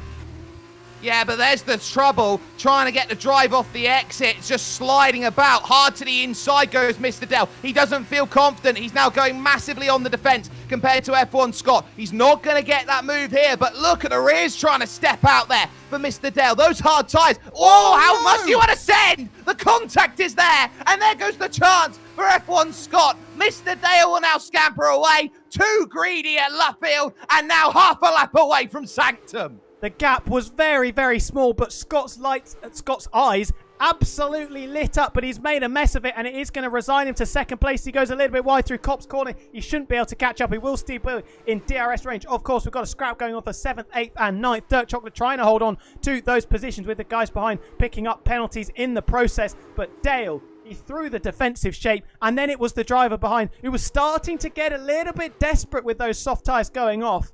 He threw it away, and that is going to mean that Dale is going to pick up back-to-back wins in Silverstone. He had to work for it in the feature race. The sprint race was a little bit easier, but Scott, there's a little bit of a wobble through Stowe corner, though. He nearly drops it on the final lap with only a few corners to go. He's really feeling the pressure. Scott is still only 0.6 of a second behind, but the championship leader won in the sprint race. He qualified in 4th place, but he's going to win in the feature race with a brilliant strategy. Dale crosses the line to win once again, with F1 Scott just 0.7 of a second behind. Still places being debated further back. Dale has lost, Dirk, has lost 2 places, but he's going to get them back with those drivers picking up time penalties. He's going to have to hold on to 9th place ahead of his teammate, though, into the Vale chicane. Damien looking for any opportunity to get ahead of Dirk, but I don't think he's going to manage it. No, I don't think he is either. This is going to be very tough. It's not easy out of the final 2 corners to gain a little bit of an advantage. That line really does approach so quick. And as such, Dirk, I think, is just going to about hold in that scenario. The penalties also still will be applied here as they reach the line. But that is all about giving yourself a gap to bring it back together. And it just needed a little bit of patience at the front of the field. And F1 Scott wasn't able to find it, and Mr. Dale survives to tell the tale. That was everything you could want and then some in a race, and F1 Scott will learn from this experience, and he'll only get better as a result. I wonder if the previous lap spooked him a little bit. He really didn't make any inroads with the slipstream of DRS. He may have thought, I've got to get this done now. Dale might be running slightly lower wings. I've got to get this while my tyres are still good, and that was obviously what forced him into trying to make what turned out to be a bit of a silly move. But it's still second place, return to the podium, of course, for F1 Scott. I'm sure he will, once he's calmed down probably a little bit, he'll be very appreciative of the way that race has gone. But if you want to run us through the final standings, Jake, it was a very, very exciting one. Dirk gets driver of the day. We'll have a little discussion about that in a few moments' time, who we will give driver of the day to. That was very, very exciting. It was an incredibly exciting day, an incredible performance up and down the order from a number of drivers. But today was a strategy game where everyone found themselves in with today. And that was what was always going to get it done. And that is why you're going to see the biggest smile on the face of Mr. Dale, because that victory was big. Just 0.6 of a second by the end over the line over F1 Scott, whose chance went away at Luffield on the final lap. Spro 8 was able to get that podium after dispatching of the move when he needed to. Dark Viper would be 4th ahead of F1 Alex in 5th position. Dragonflies there would make good work in the dams in 6th, with Dirk Chocolate ahead of F1 Damien, 7th and 8th places respectively. Penalties galore. Mikey Slicks Duncan, Hoodie Pete there just outside of the points in 11th will feel a little bit hard done by, with Addy, Jess Gamer there. Punju finding a few bits of trouble, so too Patterson, yours sincerely, B-Roy and JD Devlin's dramatic exit from this race as well. Brings up an incredible feature here from Silverstone. Congratulations, Dale. That was brilliant. Absolutely brilliant. Textbook stuff. I'm sure he'll be absolutely delighted with that, and we can see in the Twitch chat he is hugely pleased with the back-to-back race victories, and he extends what I think is going to be a very, very healthy championship lead. Talk a little bit about F1 Alex. It was a slightly disappointing performance from him. Look, you're not judged on your best performances, you're judged on your worst performances. He was not at his best here today, but I still think he's done a good job. I think he's taken the points that he's needed to out of today, and he realizes that, yes, when I've got the opportunity to practice, I'm a little bit better. But because he didn't have the chance to practice today, I think this was always going to be a race that he was going to struggle with. But at the end result, you know, if you come out of today with your worst result being on the random vote, not the end of the world. You've still got a number of races to go get those points back again. And I think Alex will probably be thinking about playoffs at this stage. He was right in there, but Dale is looking unstoppable at the moment. He may not have started on pole position, but it was a fantastic, fantastic drive through the field to get himself back toward the front. Now, I think we'll chat with our race winner, don't you? I think so too. I think this has been a truly strong performance out there, and one that is so timely and is so needed. And I think there is going to be that sense of, where do you find great results? You find them here. When your chips are down, when you say, right, everyone's not really had much practice, he's just proven he's got natural talent, and that's why he's favourite to go back up. Well, Dale, we're going to have a conversation with you now, because I think we are going to be giving you some very glowing praise, it has to be said. Dale is in the building, the double race winner from Silverstone. I mean, you must be so, so pleased with how that has gone. Honestly, after this week, school holidays, I know pretty much every single driver person, whether they're enjoying school holidays, has had not that much time this week. So to go from P17 to the front in the sprint and then convert a P4 qualifying into a race win on a completely different strategy to everyone else was hard. That was really hard at the end of that race. I was fighting for dear life to keep Scott behind me. 6 seconds he gained on me in 5 laps. It was unbelievable. Just talk us through, though, those final 2 laps, because he managed to get into that 1 second range. It looked like that it was pretty much set to rights for you, that you were going to have the longest haul of battling that you had. And the moment that he got close, it just looked like that he got a little bit impatient. And that was all you needed just to get that small bit of buffer for the final half a lap to get you to the end of the race. Was that for you a case of a must-drive performance for you in those last 2 laps, knowing that the chips were down, knowing how important it is for you to get back to a stage where you can put yourself back in the F1 series of the Creator Series? Absolutely, absolutely. Because I could visibly see that Scott had way more straight sport line speed than I did. So even without the DRS, like the hard tyres were losing me time through the corners, his softs were gaining him, and again I was losing time on the straight. So it's a bit of a double-edged sword to go onto the softs to start, to build that gap. I was praying for a safety car, I'm not going to lie. So I could just switch to the hards and then stay clear. But yeah, Scott made that a very hard battle in the last 2 laps. I was making mistakes everywhere. The tyres were dying. And obviously, soft advantage there. If I would have let him past, it was race over. So I had to stay ahead of him. There was no other option. I've got to ask you about the sprint race. Obviously, starting from 17th, I think you found yourself in P7 by the end of the first lap. It was amazing. I started, and it was like Moses parted the seas in front of me. 3 cars went left, 4 cars went right, and before I know it, I was P8 before we even got to turn 3. So it was sort of the work did itself really, and then yeah, sort of did what we can and get ahead, make some key overtakes where possible, back out where we needed to save our own race, and then convert that into a win as well. It was a great performance, I feel. Well, you've massively and let's just talk about where we are just next upcoming, because it'll be the halfway stage of the season next week. It's the Chinese Grand Prix. So when you sit down and you get an understanding of you're now at halfway, pretty much there or thereabouts, what has your first half of the season been? What have you learned moving into this F2 machinery? And what are you looking for in the second half of the season? I've learned these cars are really unforgiving. So saying when I was in F1, 5 seasons spent in there, if you make the slightest little mistake, little bit of rear end slips out or anything, you can really use the battery to recover that. And that's obviously a replenishing source throughout the race. You can always recover battery, whether you sit behind someone. There's always that buffer to pull you out. But in F2, you really have to be on the limit for every lap, every corner. You make a mistake, it's only your driving that's going to pull that back. So realistically, practice does make perfect in F2. There's no other doubt than that. If you want to be quick, you've really got to put the time into these cars and understand them. They are amazing, and I'm very much enjoying it. Your championship lead is going to be significant now. You came into this F2 wanting to get promoted straight away, and you've certainly set yourself on the path for that. I've had such a bad run in F1 with being impatient and just as Hayden said before in his last week's performance, I've been working a lot more on being a patient driver. Most of the time, it's my patience that's got me in the mud, overheating the tyres, crashing into the wall, getting stressed out. But I found, taking my time, just going through the field let the pace do the talking has really worked out for me. So we're going to be seeing that if I do win the championship going back to F1. I think that pretty much sums up everything you need to know. Dale, before we let you go, is there anybody you'd like to thank? Well, honestly, just everybody in general. You guys are doing a killer job. Like my teammate Alex, I'm very much enjoying sharing the knowledge with him. He didn't have the best race, but to seeing everybody just try and do their best and fight to the front is really what I'm practicing for, man. And seeing that rub on for everyone else is amazing. I'm loving it. Well, it's been brilliant. Certainly there. He's at the double, and that there, Tom, is Mr. Dale. Yeah.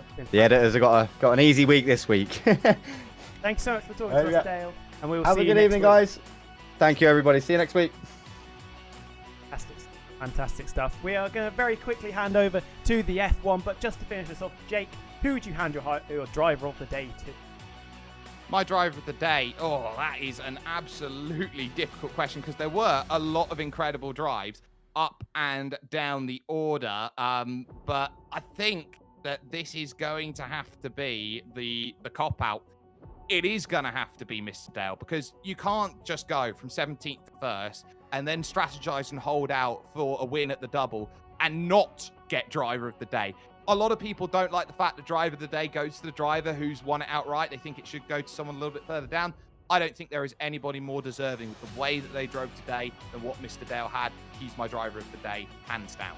We gave it to Dale last week for very different circumstances, mainly from a brilliant drive in the feature race. Came back through after, did him on strategy, got a really good safety car. pit stop. But yeah, this was totally different. Brilliant in the sprint race, and then the feature race was managed to perfection. I think Dale is the rightful winner. I certainly agree with the second week running. Dale will be our driver of the day, but that is us done. We overran a little bit, very close to 6 o'clock. Jake, thank you for joining me this week. It's been an absolute pleasure to have you alongside me in the virtual commentary box, and hopefully we do get you back as well. Any last words you want to say? Bring on the next racing that's there. If the F2 is anything to go by, you got to stay with us here with Creator Series, because F1 is going to be absolutely mental. Absolutely, and you'll find out what track those guys are going to be racing at as well in a time. So thank you everybody for watching. Hopefully you stick around for the F1, and we'll be back with F2 next week, of course. But for myself, Tom, and from Jake, it is goodbye, and we will see you next time.